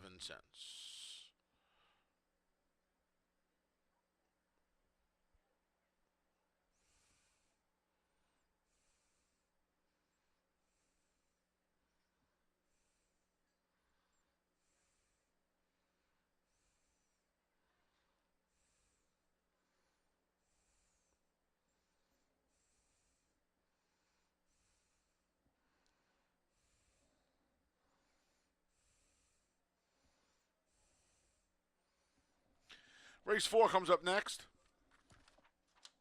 Starts the 50-cent pick 5. No changes in race 4. Post time for the 4th is in just over 21 minutes.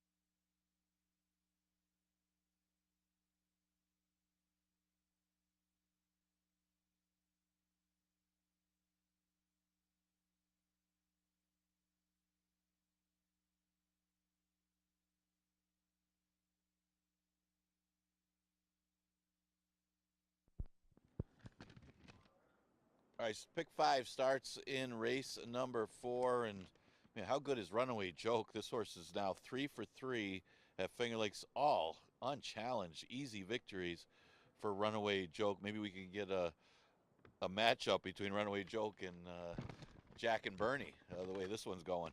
Manuel Di Diego, another win for him. He gets the victory for Ralph D'Alessandro. That's 2 in a row for Di Diego, who just won for the Murph in the previous race. The 4th race is a 5,000 claiming race going a mile 70. A never won 3 condition.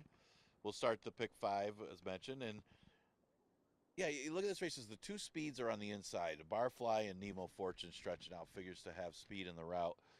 Anoya Spirit's one that just always fires. The 4 starts that he's had this year. He ran great his first start off the layoff. It was more of Riley B getting alone on the lead that held him off, and the same rival beat him back on August 5th. Riley B took advantage of a speed-favoring racetrack that Anoya Spirit made an early move on and then kind of flattened out. But his last effort was good. Big George's Kingdom kind of got loose in that race, and that horse had some backlash to hold off Anoya Spirit. But he was coming. He made a nice late move on over that good racetrack. So he hasn't run a bad race in any of his starts this year, and with no world beaters in here and a couple speeds to chase after, he's got a big chance. He's taking some early play at odds of 1 to 4. Mentioned Nemo's Fortune, is going to have some speed stretching out. Ran great in first start off the layoff against Redemption Road. Actually broke badly and everything and made a nice move before just getting beat and fading to 3rd. But the next start wasn't as good and just didn't fire at all, staying in for the waiver claim. Maybe it was the racetrack, as his previous start with moisture in the track, he didn't run well either. So maybe this is a horse that doesn't like an off track. Didn't have a great trip either, with some dirt kicked in his face, and he bounces back with a stretch out here and on a fast racetrack. It's certainly worth a look. The one is Barfly, the morning line favorite, but there are some question marks with Barfly. Was claimed at the 11 to 9 level, dropped to 5,000 last time, and now we'll try 5,000 in a route. Hey, this could be the key for Barfly, but you'd like to see with a little better form if you want 8 to 5. Well, he's not getting as much play. He's at odds of 9 to 2. Exacta Tri Super Daily Double and pick 5 starts in the 4th. 7 minutes to post.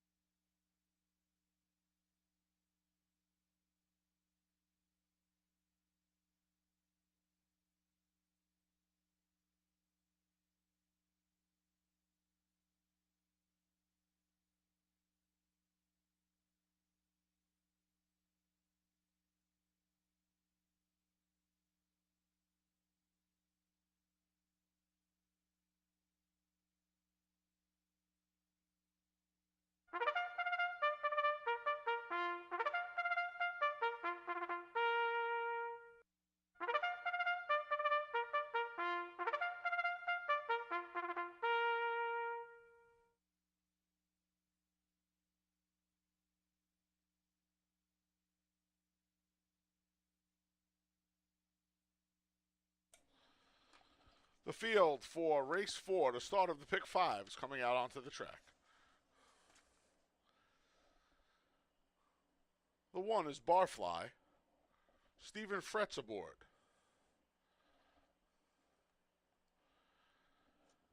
The 2 is Nemo's Fortune with Jose Baez.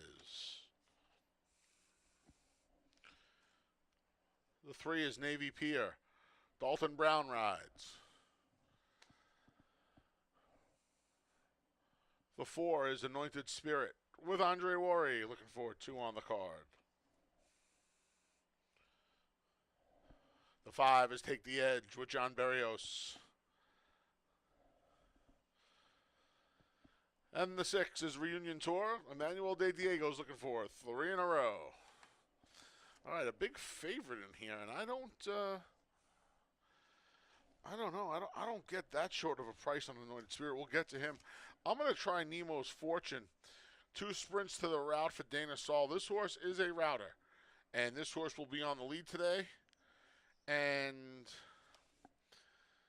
I'm gonna take my chances with him stretching back out, doing what he wants to do. He wants to go long. 2 for 6 with a couple of seconds and a third, going this mile and 70-yard distance to a mile and a 16th. I just think he gets to the top. 2 free shots off the waiver sprinting. Get him fit. Come back in 2 weeks. Put him on a Bill Daly and keep going. He's a square price at 6-1. I'll try the 2 Nemo's Fortune. The 1 Barfly trainer change private purchase. Marcus Thompson's winning at 25% on the year and here at the meet. This horse has a little tactical speed, and if Nemo's Fortune doesn't get the 2 turns today, maybe he's the first one to come knocking on the door. He's over 2 at the distance. Both of his wins have come here at Finger Lakes in just 5 tries, but they have been sprinting. We'll see what he can do. New pilot, Stephen Fred, he actually rode him 3 back in a race where he had no chance in that 3 life allowance contest. He was in very, very tough on a 2-race win streak for Ferraro Jr. We'll see if Barfly can get back to his winning ways. And then finally, your heavy favorite, Anointed Spirit. I mean, 2 to 5? I don't know. He got a pretty good pace set up the day he won the 2 life. And then he raced well enough in the last 2, 3 life tries, but 1 to 2 on a horse that always needs to make up considerable ground. He has 0 tactical speed, and I don't know why that's supposed to change today. I never like taking these horses at these short prices that have to take these prolonged drives from last. And he's one of those that he does not have any kind of speed, so he's going to be well off the pace. He's just not for me at 1 to 2. 2-1-4 for me. We'll see if Nemo's Fortune can take him. Flagfall, that's all. Pick 5 starts here.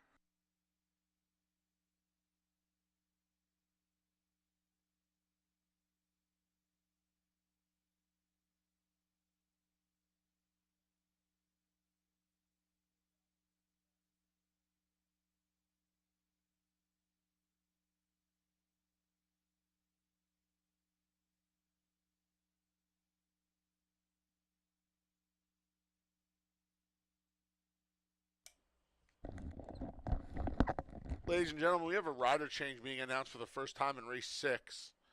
The number 7, More Valor, will now be ridden by Dalton Brown. Race 6 to 7, More Valor, now be ridden by Dalton Brown.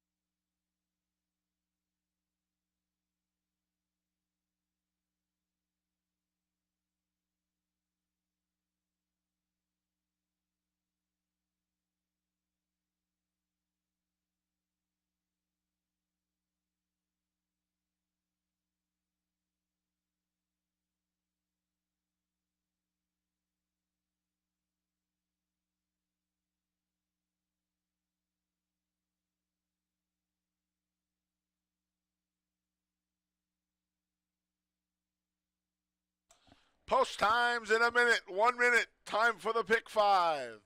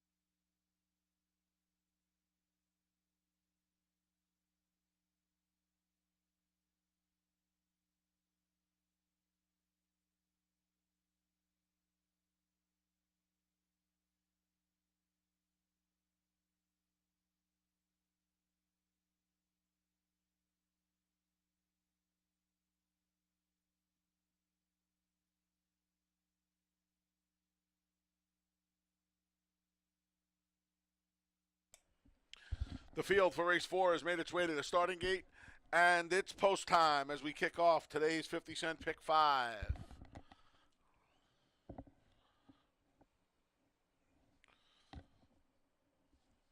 Barfly goes in first.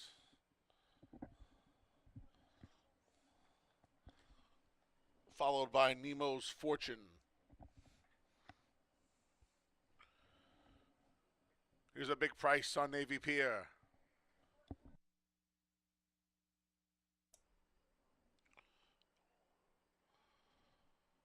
Heavily favored Anointed Spirit goes in. A couple of long shots round out the field. Take the Edge. And Reunion Tour. They're in the gate. And they're off. Take the Edge, hustled to the lead by John Berrios. Host of challengers, though. There's Navy Pier, as well as Nemo's Fortune, and Barfly protects rail position. A real scramble on for the early lead here. Barfly emerges with it from that rail draw. It's Barfly a length and a half. Then we come back to Navy Pier, who settled into second. To the inside is Nemo's Fortune. 3 deep. That's Take the Edge. 4 wide is Reunion Tour.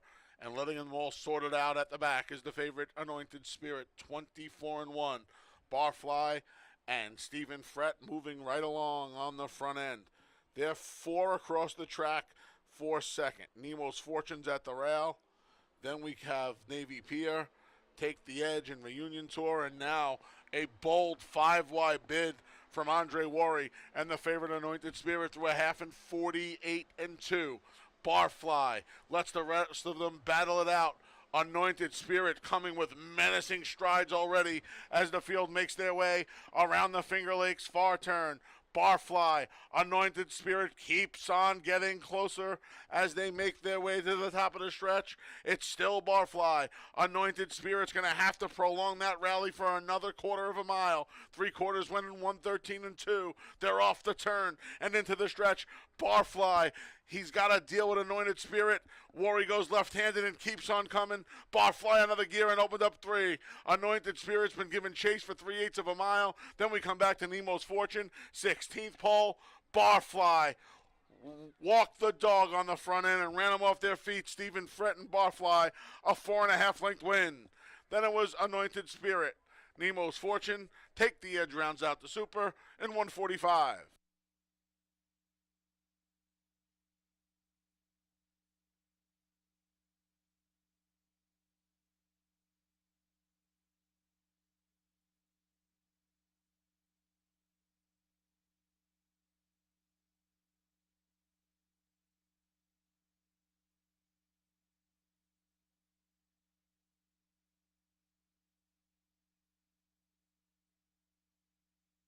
Number 1, Barfly was first. 4, Anointed Spirit second. 2, Nemo's Fortune third. 5, Take the Edge fourth.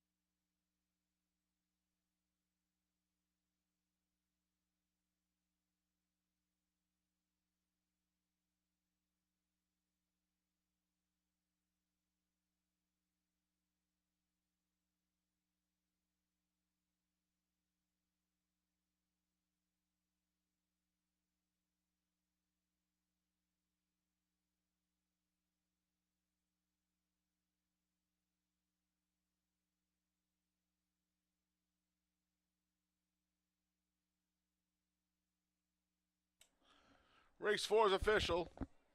Returning to the winner's circles, the number 1, Barfly. The 4-year-old gelding's just on a holy boss out of the Dance with Ravens mare, Motherlode Hipster. Barfly is owned and trained by Marcus Thompson. Winning rider, a front-running score for Stephen Frett.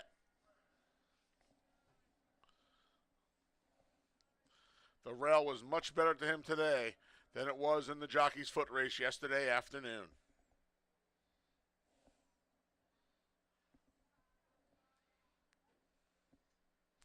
$2 double 6-1, $15.80. $2 exacta 1-4, 21 even.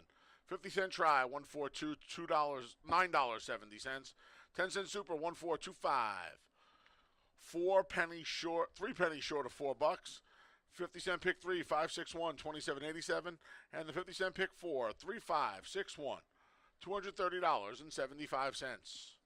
Early pick 4 is a wrap. Late pick 4 starts here in race 5. Here are the changes for the sequence here in race number 5. Rider change for the 1 Accelerina to Katie Davis. Katie Davis rides the 1 Accelerina, and you can scratch the 6 in permanence. Race 5, scratch the 6. Race 6, rider change for the 1 Interchanger to Jose Baez. Baez rides the 1, and a rider change for the 7 More Valor to Dalton Brown. Dalton Brown rides the 7 in race 6. In race 7, scratch the 1 Gray Wing. Race 7, scratch the 1. And then race 8, a rider change for the 7 Fighter Kite to Luis Perez. Perez rides the 7 Fighter Kite in race 8. Late pick 4 time, post time for the 5th is in just over 24 minutes.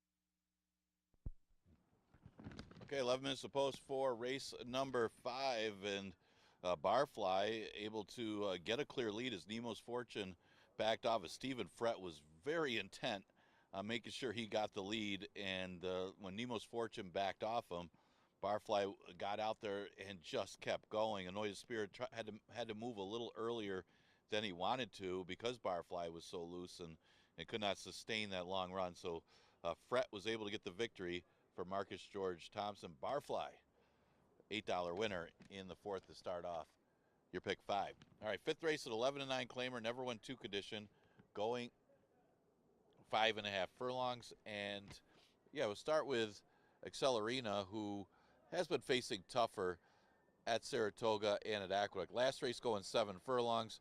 This horse finished 4th, less than double digits beaten at the 16 level. A repeat of that effort should beat this relatively soft 2 lifetime 11-9 field. Of course, there's a lot of ifs, as there's a lot of lines between races for Accelerina, but her numbers are far better than anybody in the field. If she runs her race, she's going to be tough. Now, Katie Davis picks up the mount on Accelerina for Rudy Rodriguez. Incidentally, Katie Davis is looking for her 300th career victory. She's right at 299, so good luck to her, as she'll be visiting us. It would be a successful visit to get that 300th win. Good chance to do so with Accelerino. Now, she's a little bit tense in the paddock while getting tacked, but trying to settle her down. The other horses that you can consider in here, you got the 2 Regenerator. Regenerator coming off a maiden victory. She doesn't try allowance. She tries the 11-9 level off of the maiden win. So this should be a good spot for her off of a decent number last time. Still not quite the same as Accelerina's numbers, but she has been competitive all along against our special weights. And then last time adding Lasix, that's when she was able to break through, going this distance of 5.5 furlongs. So maybe on the improve is Regenerator. She actually showed a little bit more speed getting into the race a little more last time under Jose Rojina. The 5 horses Intentious, she also broke her maiden at the maiden special weight level, going a little further, 6 furlongs. She shortened up last time and ran okay. She ran 5th behind Book of Wisdom. That was at odds of 13-1. She was caught wide in that race, but was not really any kind of threat in that race because she didn't show much for early speed. She was actually closer to the pace in her race before. So it depends on race flow. And because of the relative lack of pace in here, she should be close up in this race. I mean, you look at the race overall, there's no real true speed. Again, Regenerator showed a little more speed. Ixadi's only good race was when she got the lead. She's one of those horses that needs the lead, but it's not that fast. So the pace scenario is going to be a factor, as it has been most of the day for the first few races. And that might be a factor for Intentious, who will have to make up a little bit of ground, it looks like. But she should be closer because there's not a lot of speed in this particular race. Mentioned Ixadi's, and when she broke her maiden against special weights, it was a paceless field that she was able to get the lead in. And she's been chasing the last 2.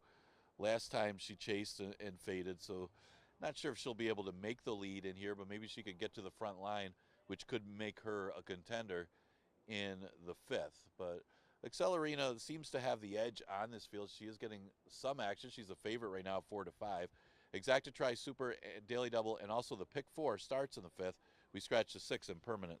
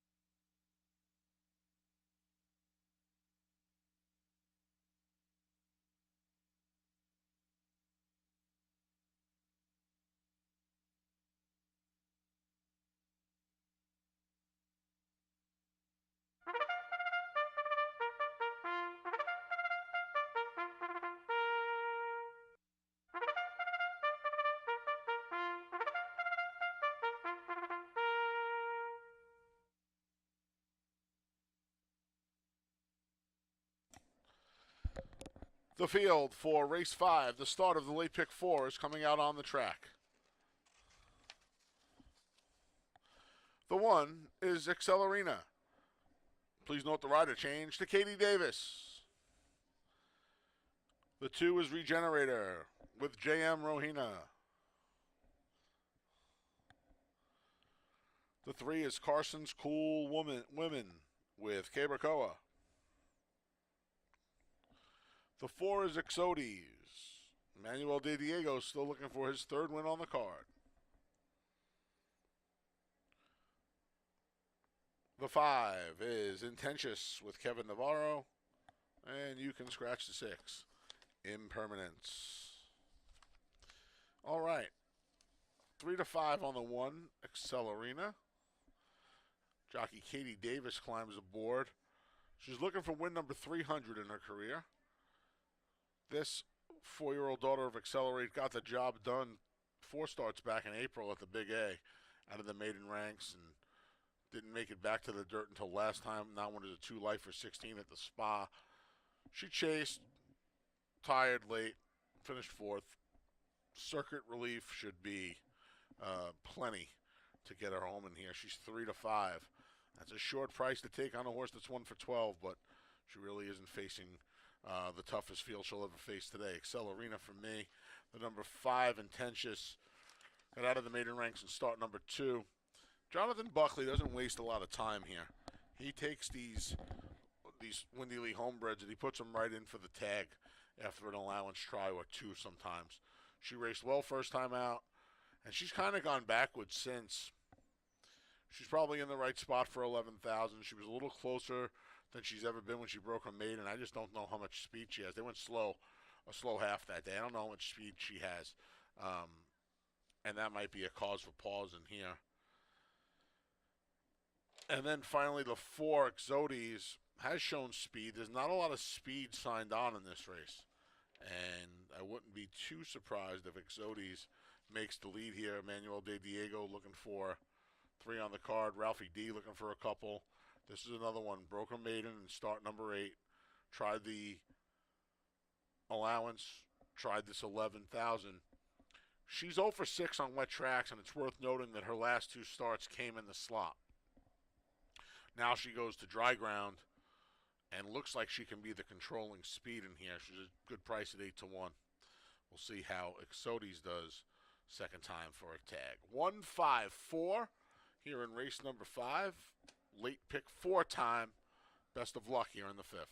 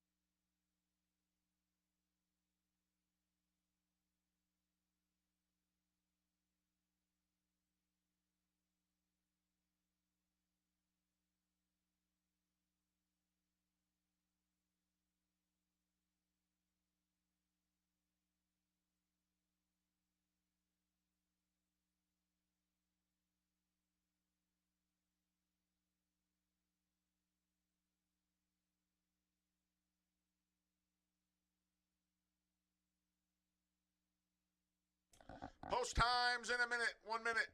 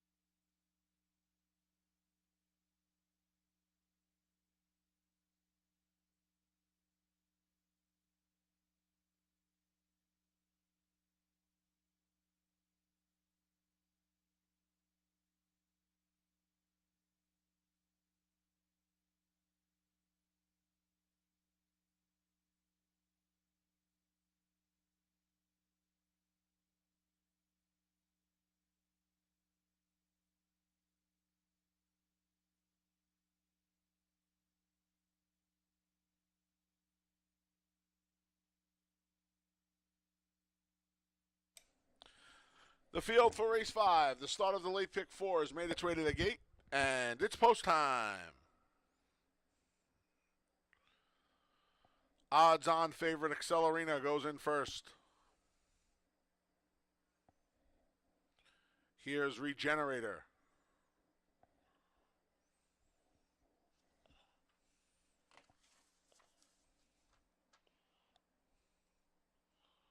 Penn National Invader Carson's Cool Women goes forward. Here's Exodes. And then Tentious is the last to load. They're in the gate. And they're off. Exodes for the lead. Accelerina on the inside in second. Regenerator's third. Length back on the outside. That's Intentious, and Carson's Cool Women is already about 10 or 12 lengths from the leader. It's Exodes. Exodes and Emmanuel De Diego a 2-length lead. Accelerina inside of Regenerator. These two battling out for second. A 3-wide Intentious starts to make up ground, and nothing yet from Carson's Cool Women, who is lagging well behind the other four. 23-second flat opening quarter for Exodes. Exodes leads them around the far turn, a length and a half to the good of Intentious, who ratchets up the pressure in second. Under a drive and under the whip is Accelerina, then Regenerator, off the turn and into the stretch. It's still Exodes through a half and 46 and 4, trying to hold off Intentious. Now Accelerina, the favorite, comes after Intentious, who just took the lead away from Exodes. 16th pole, Intentious opening up a 3-length lead. Accelerina coming too late, not enough. It's Intentious, a 2.5-length winner. Then Accelerina, Exodes, and Regenerator in 105 and 4.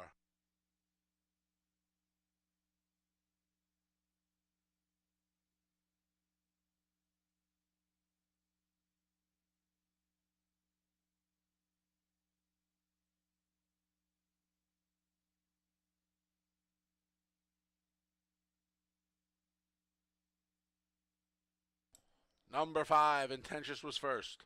1, Accelerina second. 4, Exodes third. 2, Regenerator fourth.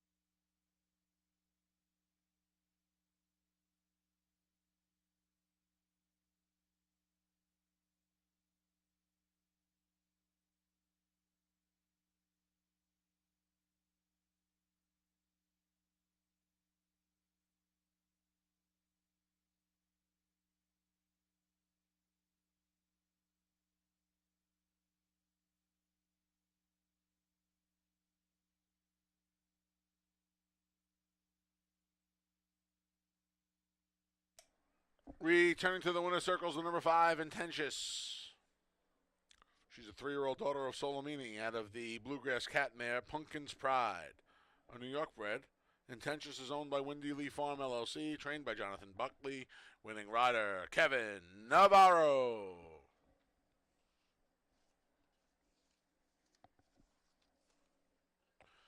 $2 double 1-5 42.20. $2 exacta 5-1 17 even. 50-cent try 5-1-4 $10.70. 10-cent super 5-1-4-2 $3.77. And the 50-cent pick 3 6-1-5 $15 even. Race 6 comes up next. The final pick 3 of the day kicks off in race 6. Couple of rider changes. Make the rider on the 1 interchanger Jose Baez. Jose Baez rides the 1. And a rider change for the 7, More Valor to Dalton Brown. Dalton Brown rides the 7. Here in race 6. Post time for race 6 is in a little over 24 minutes.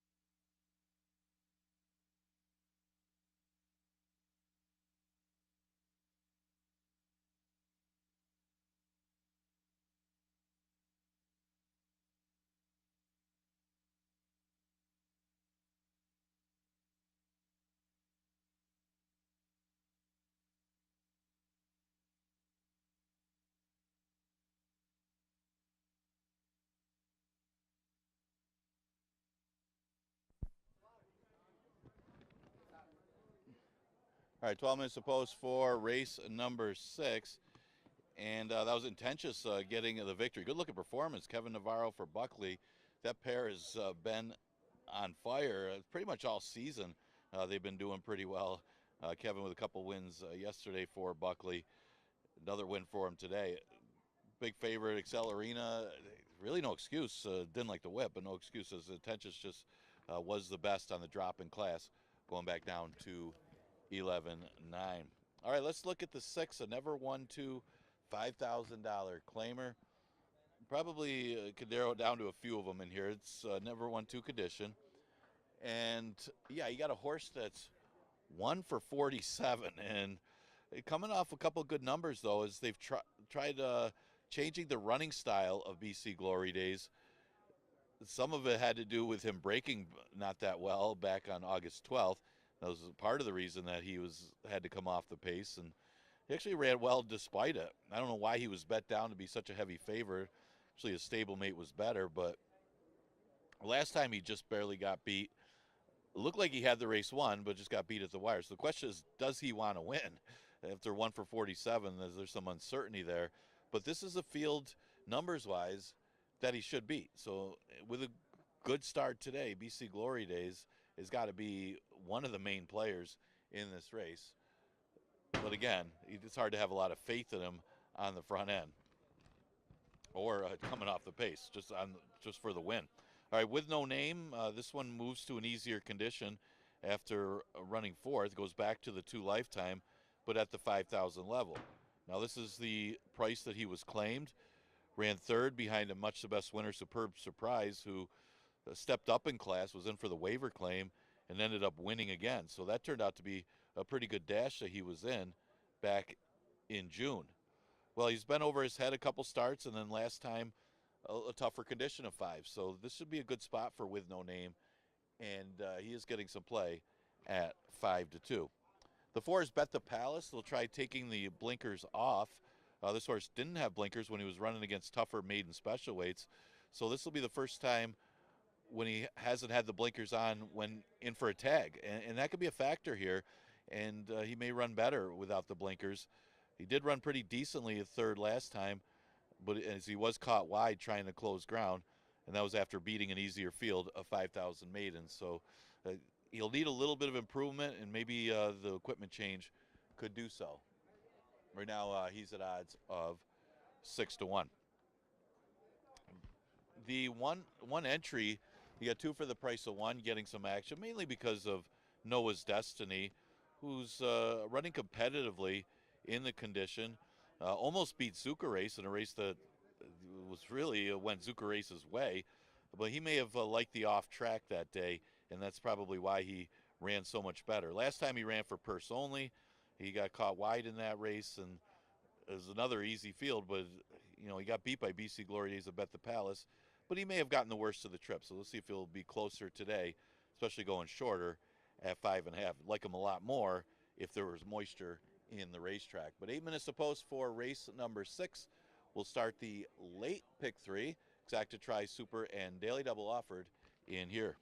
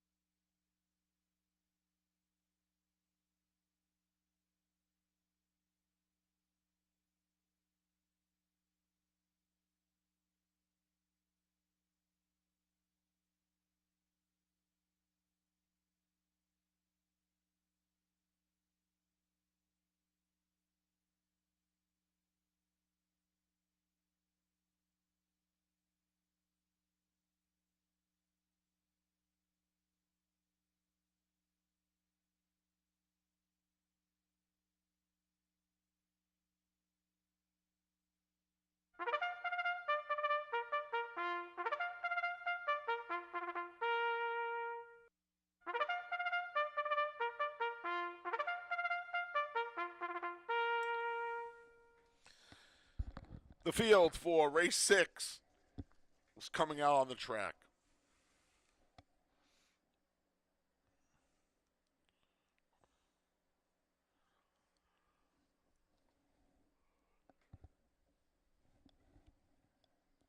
The 1A is Noah's Destiny.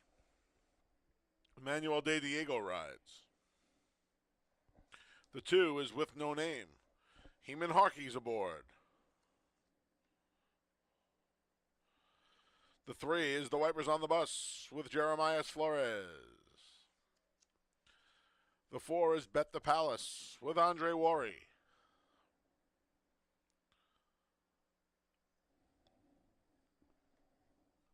The 5 is BC Glory Days. Michael Davila Jr. is in the saddle. The 6 is Peaceful Persuasion with Nazario Alvarado. The 7 is More Valor. Note the rider change to Dalton Brown. And the 1 is Interchanger. Note the rider change to Jose Baez. I like both parts of the entry here from Matthew Clark. The 1 Interchanger comes back to Finger Lakes. Now, I don't know if he's going to want to sprint. Maybe this is just a jumping off point for him. But his form here was pretty good last year at the maiden nickel level. And he's back in for the nickel now for the 2 life. And I know he hasn't run since June, and he was on the poly over at Presque Isle, but he had some decent figs here last year. Let's see if he can sprint the other part of the entry, Noah's Destiny.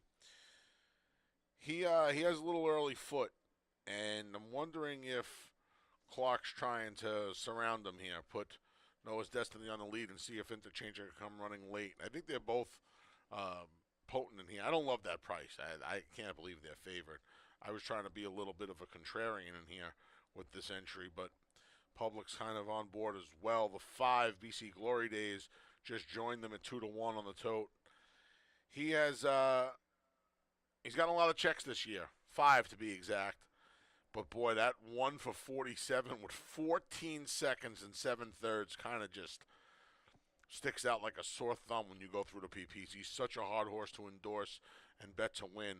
And imagine he's 8-5 with all of those seconds and thirds. I could never pick a horse like this on top anymore. But he can obviously win this race. He could have finally found his proverbial friends. And then number 4, Bet the Palace. Chris Englehart's taken over the training of some of these horses, and they're improving. The blinkers come off this Son of Palace Malice.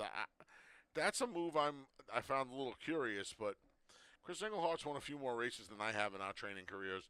I'm at 0. He's not. And this horse broke the maiden in the slop.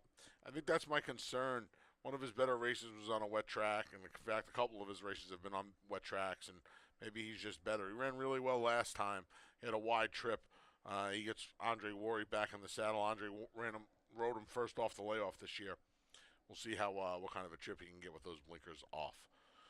The whole entry, 1-5-4 for me here in race number 6. The final pick 3 of the day. Best of luck if you're playing it.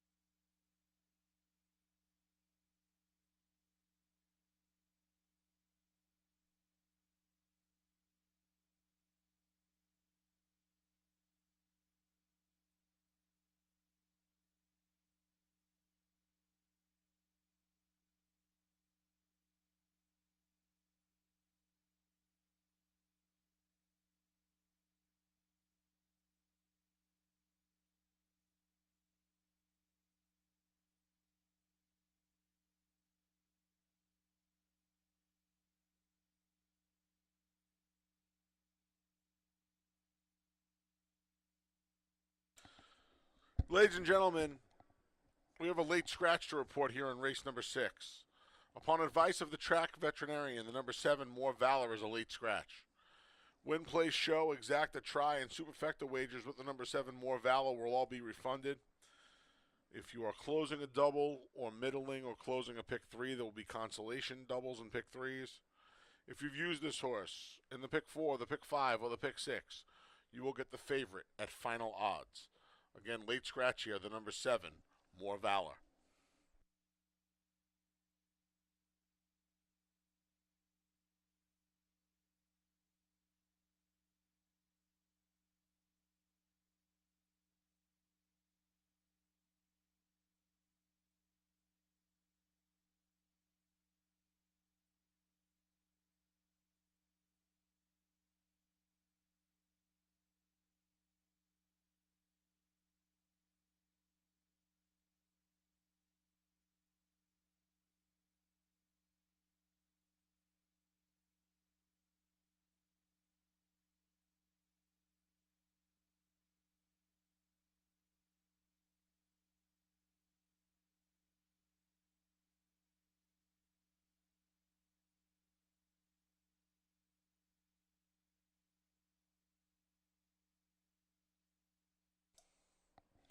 Post times in a minute, 1 minute.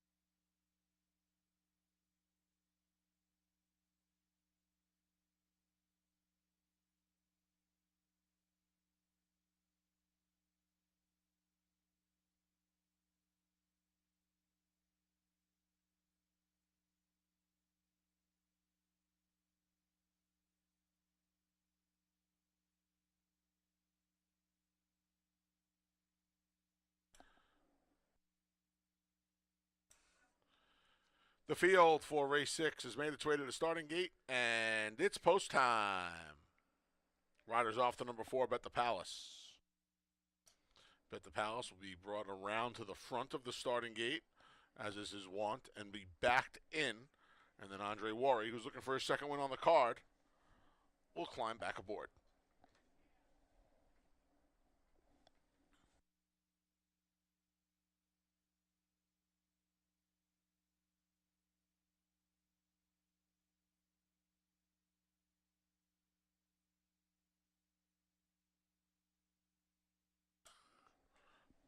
Bet the Palace is in. So is Andre Worry. With No Name loads to the inside draw.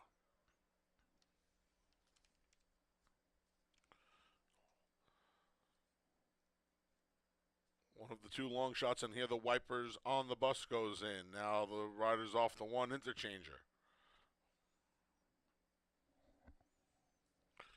Once again, late scratch to 7, More Valor.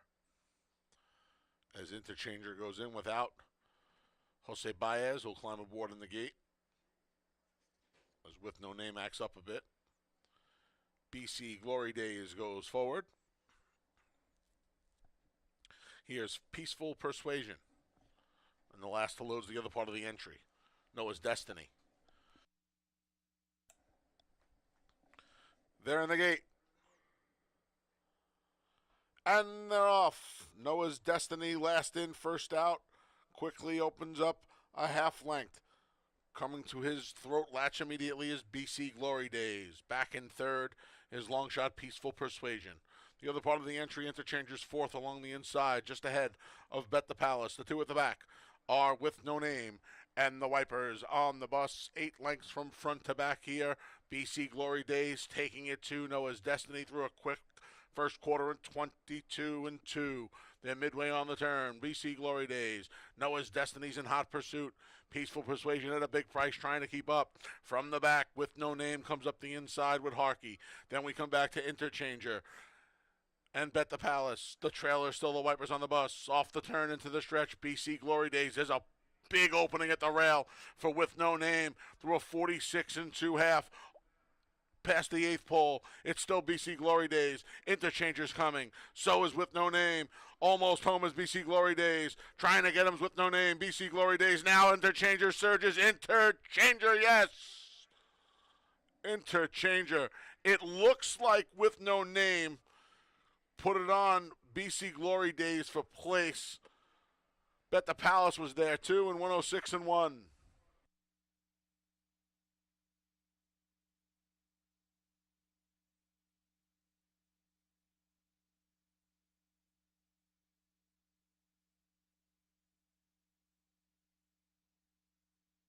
Photos all around. Hold all tickets.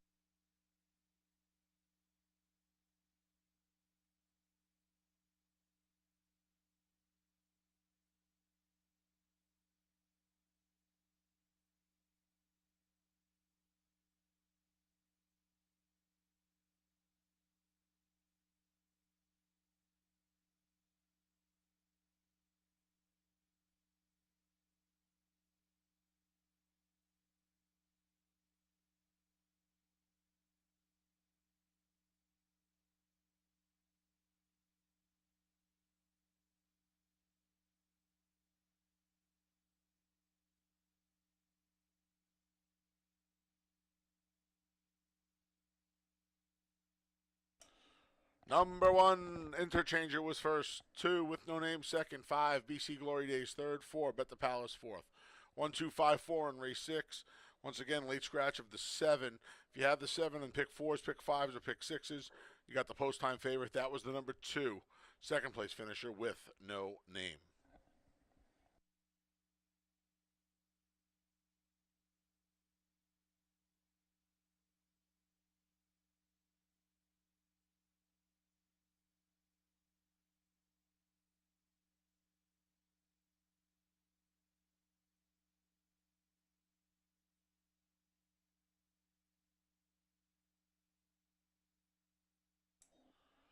Turning to the winner's circles, the number 1 Interchanger. 4-year-old gelding is by Mendelssohn. Out of the Pleasantly Perfect mare, switched up. Interchanger is owned by Bobo Racing Group. Trained by Matthew Clark, winning rider Jose Baez, and it's official.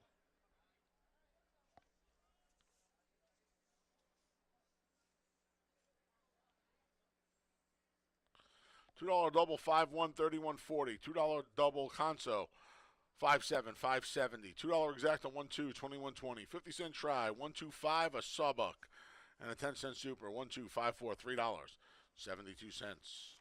Race 7 comes up next. It's the start of the late double. Scratch the 1 Gray Wing. Here in race 7, scratch the 1 Gray Wing. And in race number 8, a rider changed for the 7 Fighter Kite to Luis Perez. Perez rides the 7 Fighter Kite in race 8. Post time for the 7th, the start of the late double, is in just over 22 minutes.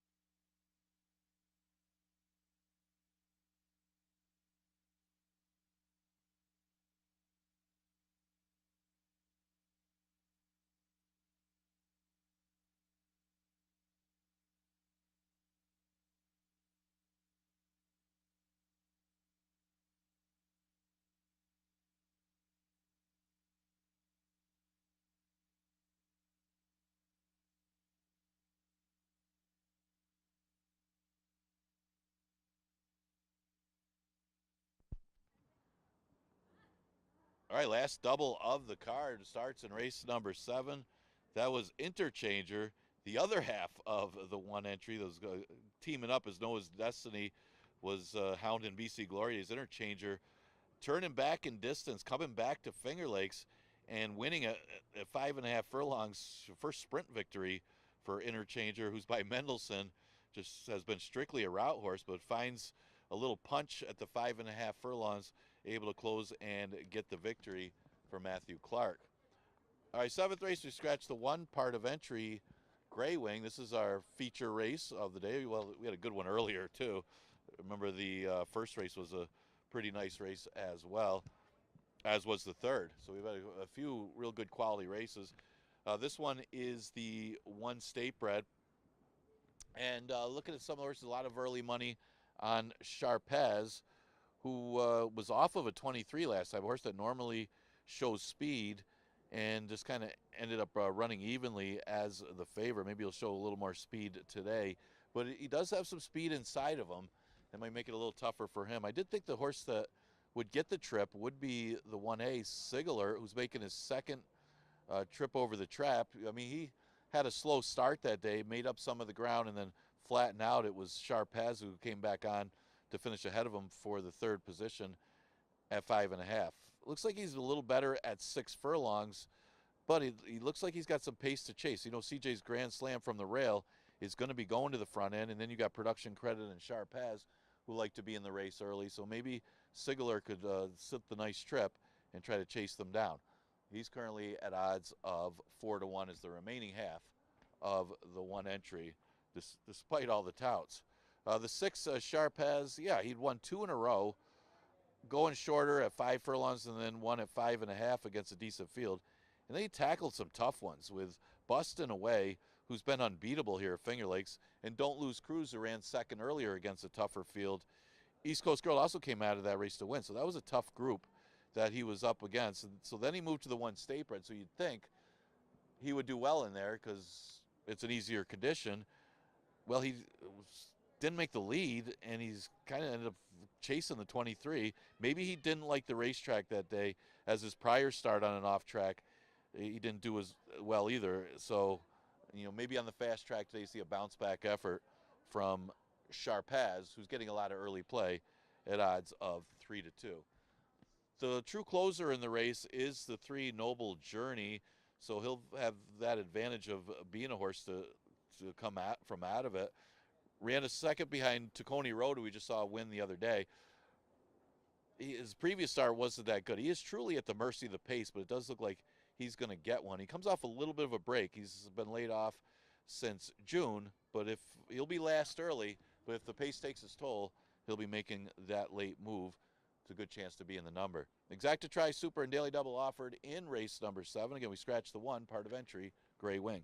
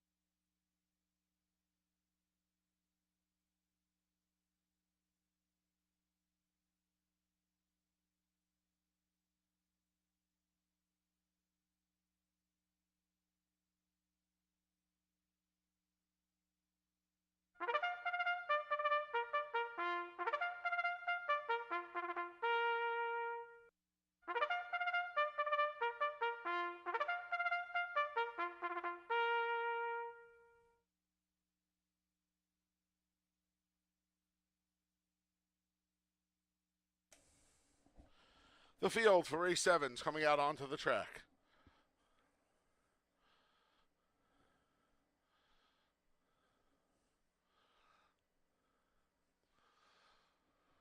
The 1 Gray Wing is scratched. The 1A is Sig Alert with Andre Worry. The 2 is CJ's Grand Slam with Luis Perez. The 3 is Noble Journey. JM Rohina rides. The 4 is Production Credit with Emmanuel De Diego. The 5 is He's Got a Short Fuse. Jackie Davis is in the saddle. And the 6 is Sharpaz with Jeremias Flores. All right. Kind of like the co-feature today. Production Credit for the mild upset here for me. Wire to wire last time for the 11 bumps back up to the allowance competition. He hasn't tried this condition since the start of the year. And my assumption is Ralphie D wanted to get a little bit of a base on balls, but there wasn't a race for 11, so he tried him in this. Then he ran him back for the tag and finally got the job done again last time. He won on June 12th, again on August 12th. So he did it on the front end. He has to deal with CJ's Grand Slam to his inside, but I think he's faster than him. I think he's faster than Sharp has, too. And I like betting the speed of the speed. And I put the speeds 1, 2, 3 here because I have very little faith in the closers in this race.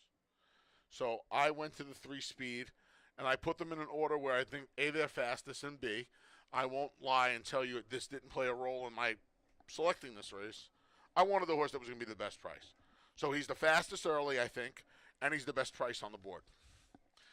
So that's why I put him on top. I don't trust the closers. Give me the speeds. I put the fastest one, I think, Production Credit on top. The 6, Sharpaz. He's the one of the 3 speeds that, between the draw and his running style, I think could survive not getting to the front end. I do think CJ's Grand Slam is a little bit more of a need-to-lead type than Sharpaz is. And with the rail draw for CJ's Grand Slam, he's a little bit more under the gun. So Sharpaz can work out the trip, if you will. If I can't get the speed home, I want the horse that's likely to sit the trip off the speed, and that's him. And then finally, CJ's Grand Slam, whatever he does from the rail. Luis Perez, I would not want to be in his shoes because he's kind of, darned if he does and darned if he doesn't. From that rail draw, he almost has to go. I just don't think he's fast enough to keep up with Production Credit. And the last horse I want is the one chasing the fastest horse. So that's how I saw the race. 4-6-2. Best of luck if you're playing a late double. I like the 4-1 shot, now 7-2 on the 4, Production Credit. Best of luck.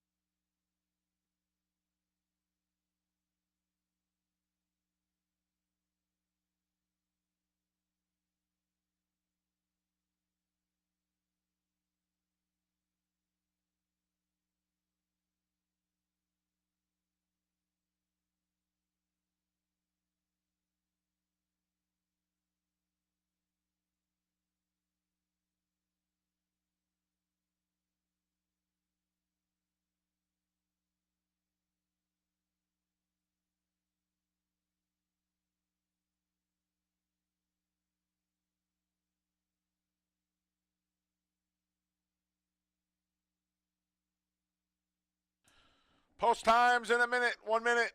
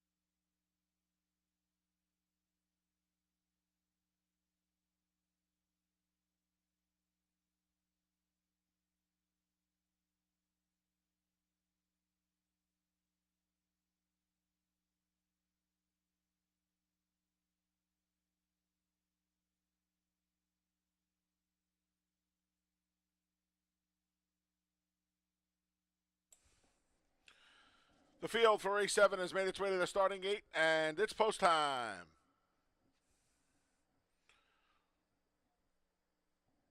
We get set to kick off the late double here on this Tuesday at Finger Lakes.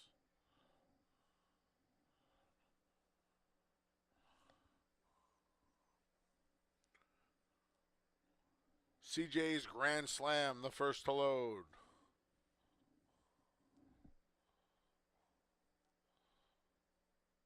Noble Journey goes in.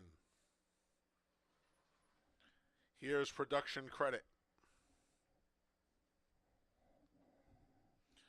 He's got a short fuse, goes forward. Sharpaz is next. The last to load is the 1A, Sig Alert.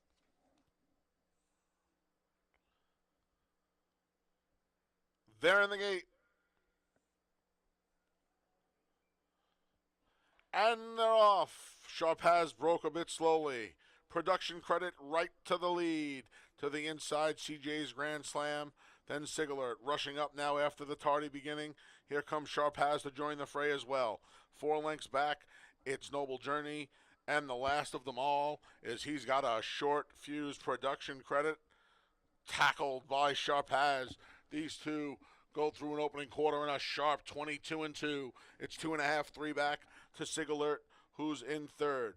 Then Noble Journey. The two at the back are CJ's Grand Slam, and he's got a short fuse production credit. Production credit and Emmanuel De Diego lead the field off the turn and into the stretch with a length lead. Sharpaz keeps coming at him in second. Up the inside, here comes CJ's Grand Slam. Half went in 46. Production credit, Sig Alert outside.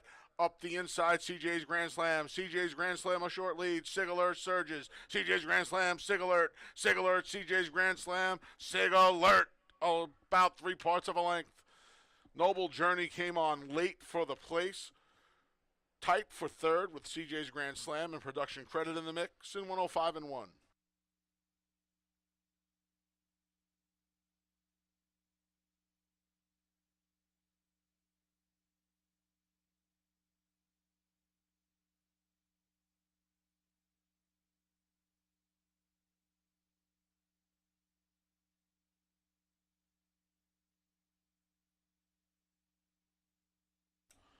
One A, Sig Alert was first.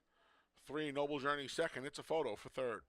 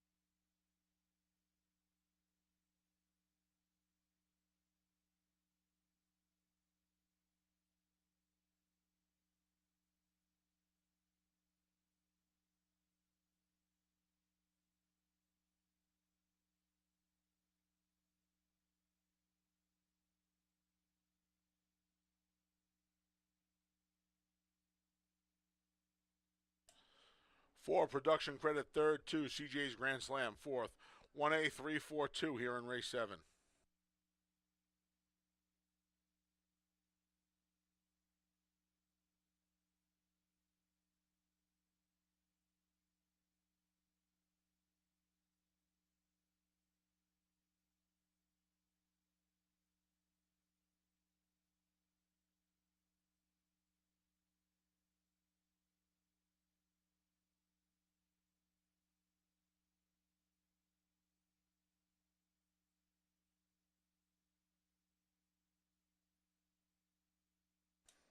Race 7's official. Turn to the winner circles. The 1A, Sig Alert. He's an 8-year-old son of Street Sense out of the Cactus Ridge mare, Ouchie Knight. A New York bred. Sig Alert's owned by Jeffrey Englehart and Richard Royce. It's 2 wins on the day for Chris Englehart. Riding both winners was Andre Worry. $2 double 1-1 40-40. $2 exact on 1-3 68.50. 50-cent try 1-3-4 $90.87. And the dime super 1-3-4-2 $47 and a nickel. Race 8 comes up next. The finale offers win, play, show, exacta, try, and superfecta wagering. Rider change for the 7, Fighter Kite to Luis Perez. Perez rides the 7 here in race 8. Post time for race 8 is in just over 21 minutes.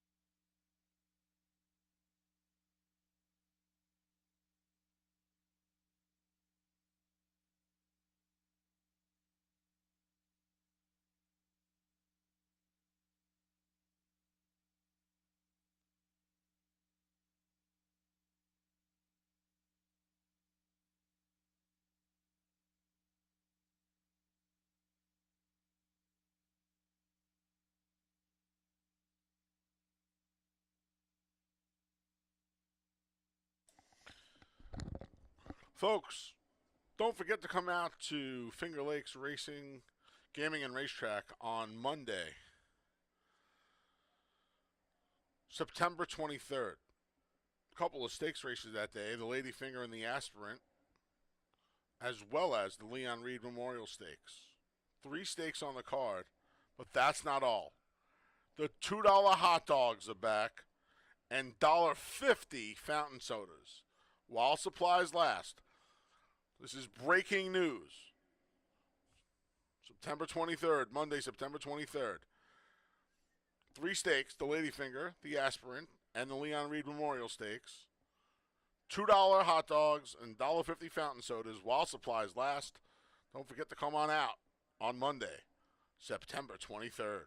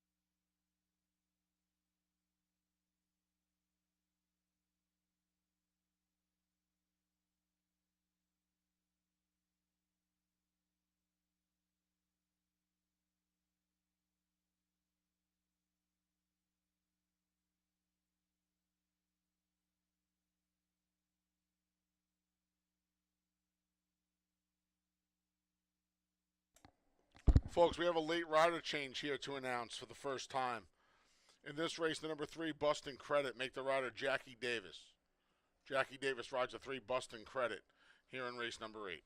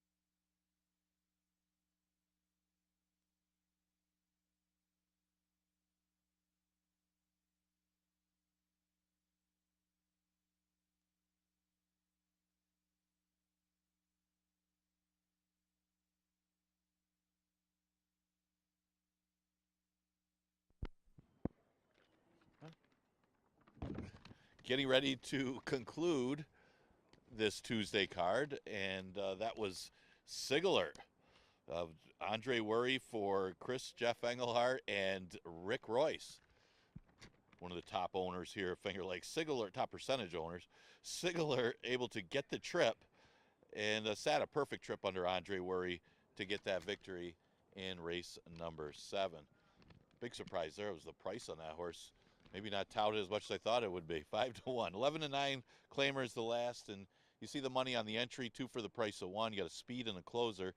Cashel Kitten ran big to win the 2 lifetime. Had to deal with other speed and still won that race. Going to have to do the same today, but in a tougher field. But you do have the closer, the former Jimmy Wright horse, God Bless America, to pick up the pieces for that one. So 2 for the price of 1's kind of the best entry you can have. Probably more for Cashel Kitten off the big effort. Busting Credit looks awfully solid here, dropping to this level. We did get a rider change. Jackie Davis now aboard Busting Credit. Ran second against allowance horses and East Coast Girl, who's been sharp. And then, well, you couldn't expect much against Runaway Joke. We saw Runaway Joke earlier today. What an effort, as that horse has been unbeatable. So I know he lost by a lot of lengths in that race, but it seems like everybody's losing a lot of lengths to Runaway Joke. So Busting Credit, to me, looks like a strong player, and he's a second choice on the board at odds of 5-2. Awesome for Sure is coming off a win. Andre Worry goes to Cashel Kitten, but Awesome for Sure certainly has his credentials too. He's only had 1 race over the track. He won on a sloppy track going a mile, so he's cutting back in distance to 3/4, and he's had success at 3/4 before. He's one that can pick up the pieces if the speed of Cashel Kitten and Busting Credit comes back to him. But Awesome for Sure is certainly a player in this race, and right now at odds of 5-2. Those seem like the only 3 that are getting any action here in the last. One good long shot might be the 7 Fighter Kite to throw in the Tri or Super. This one's been competitive at the level. It's caught off tracks the last 2, so maybe catching a fast track today could put him even closer. Was running in allowance races before that, so at least he's been competitive at the level, which may get him in the number, because it seems like the other 3 seem to fill out the trifecta. Maybe this one can split him up, and he's a big price at odds of 20-1. That's a few of the competitors in race number 8. We're going to continue with live racing tomorrow with that 1 o'clock first post.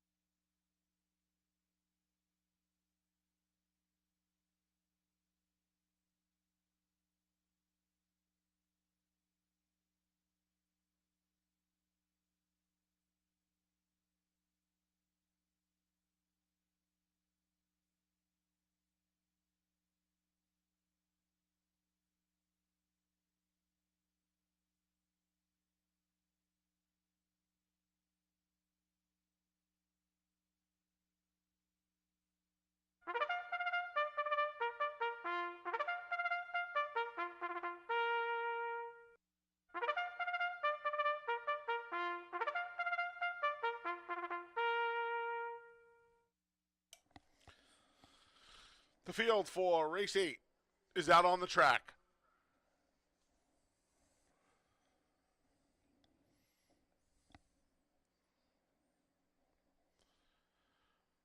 The 1A is God Bless America with Cabracoa.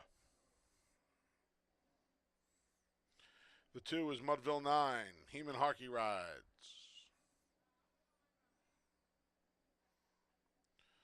The 3 is Bustin' Credit. Please note the rider changed to Jackie Davis. The 4 is Awesome for Sure with J.M. Rohina. The 5 is Raw Courage. Michael Davila Jr. is in the saddle. The 6 is Mortgage Rate with Emmanuel De Diego.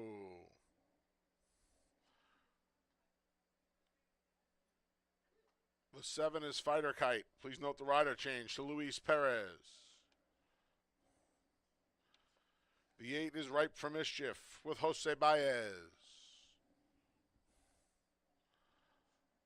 And the 1 is Cashel Kitten with Andre Worry.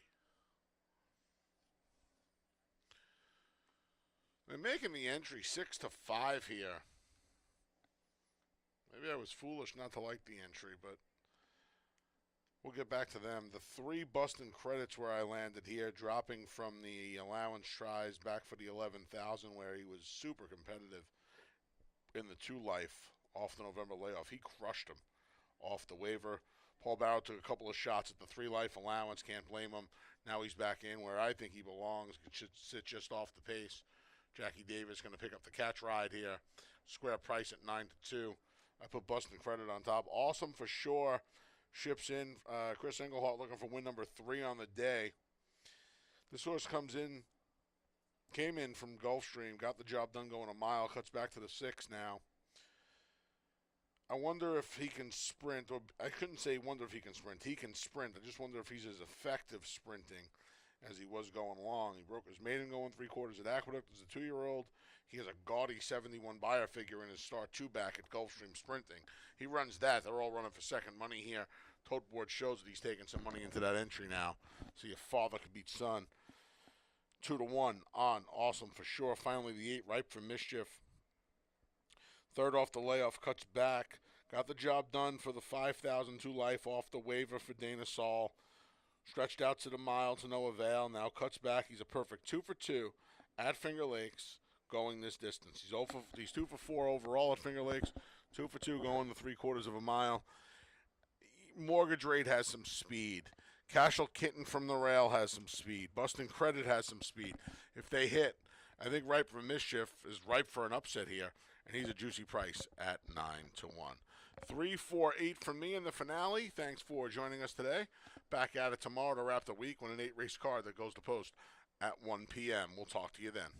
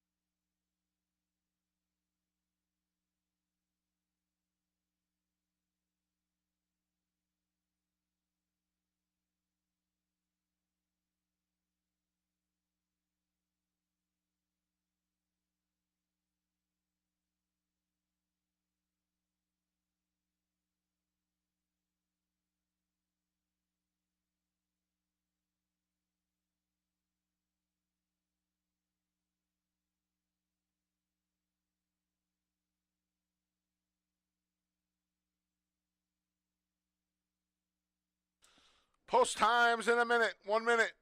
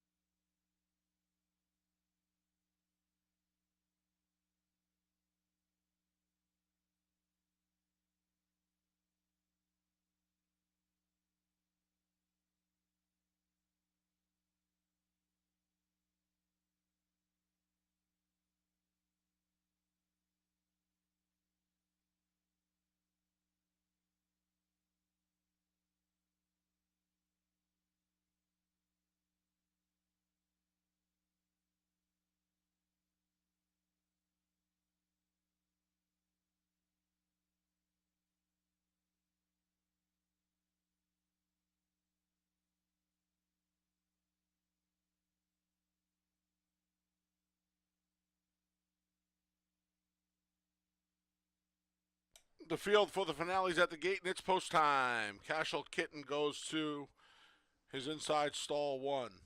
Here's Mudville 9.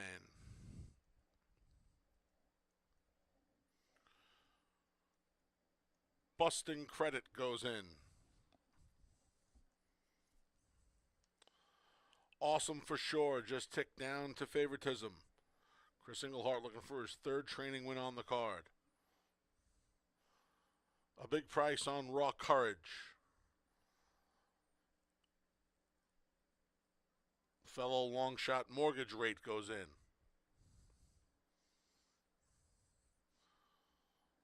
The other part of the entry, God Bless America loads. The last 2 to go in are Fighter Kite and Ripe for Mischief.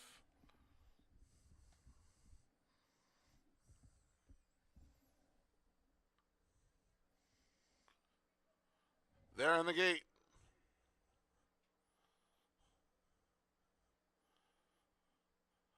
And they're off in the finale. Fighter Kite shows first.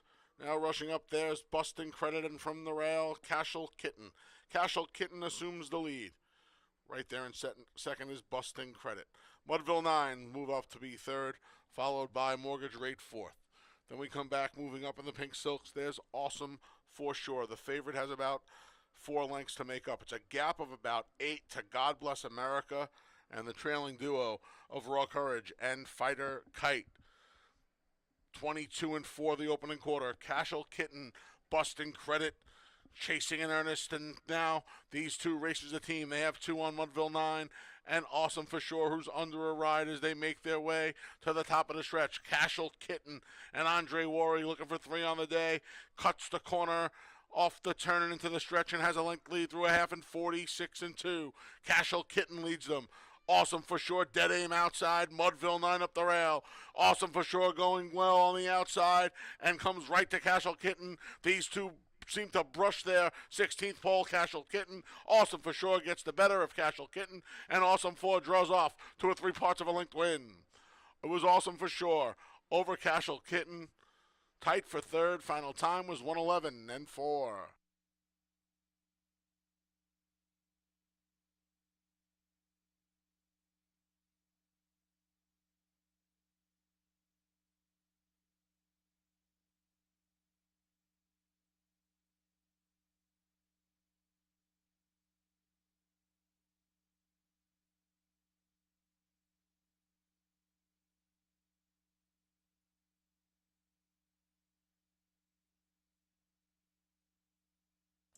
Number 4, Awesome for sure was first. 1, Cashel Kitten second. It's a photo for third.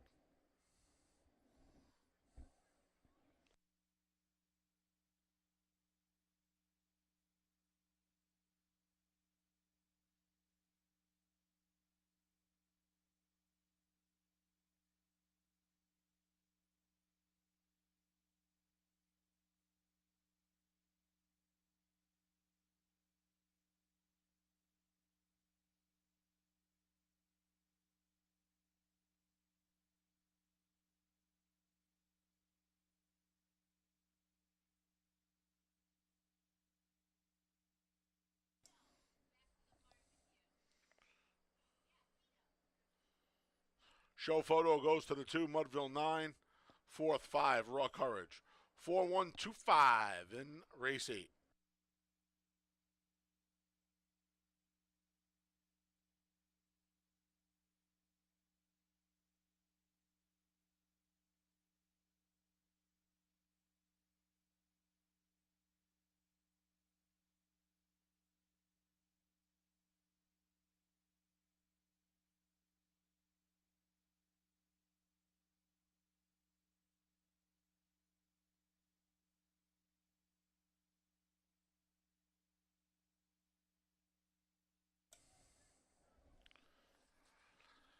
Returning to the winner's circle is the number 4, Awesome for sure. 3-year-old gelding's the son of Awesome Slew out of the Rahi mare, Royal Sighting. Awesome for sure is owned by our Sugar Bear stable. It's a training triple for Chris Engelhart. Winning rider, J.M. Rohina, and the finale's official.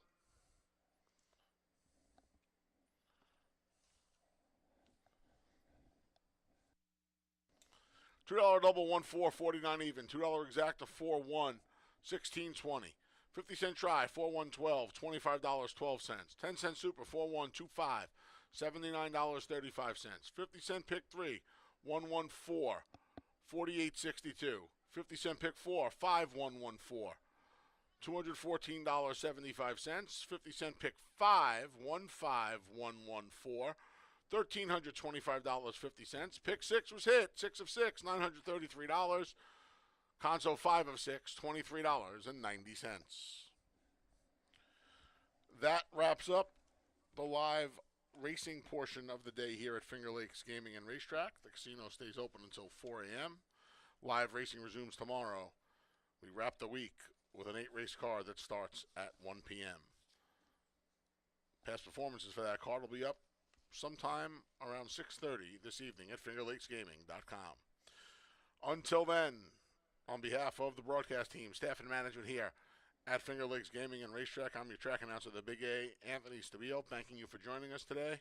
We'll see you tomorrow for a first post of 1 p.m. Until then, please arrive home wherever you're going safely. Have a great night.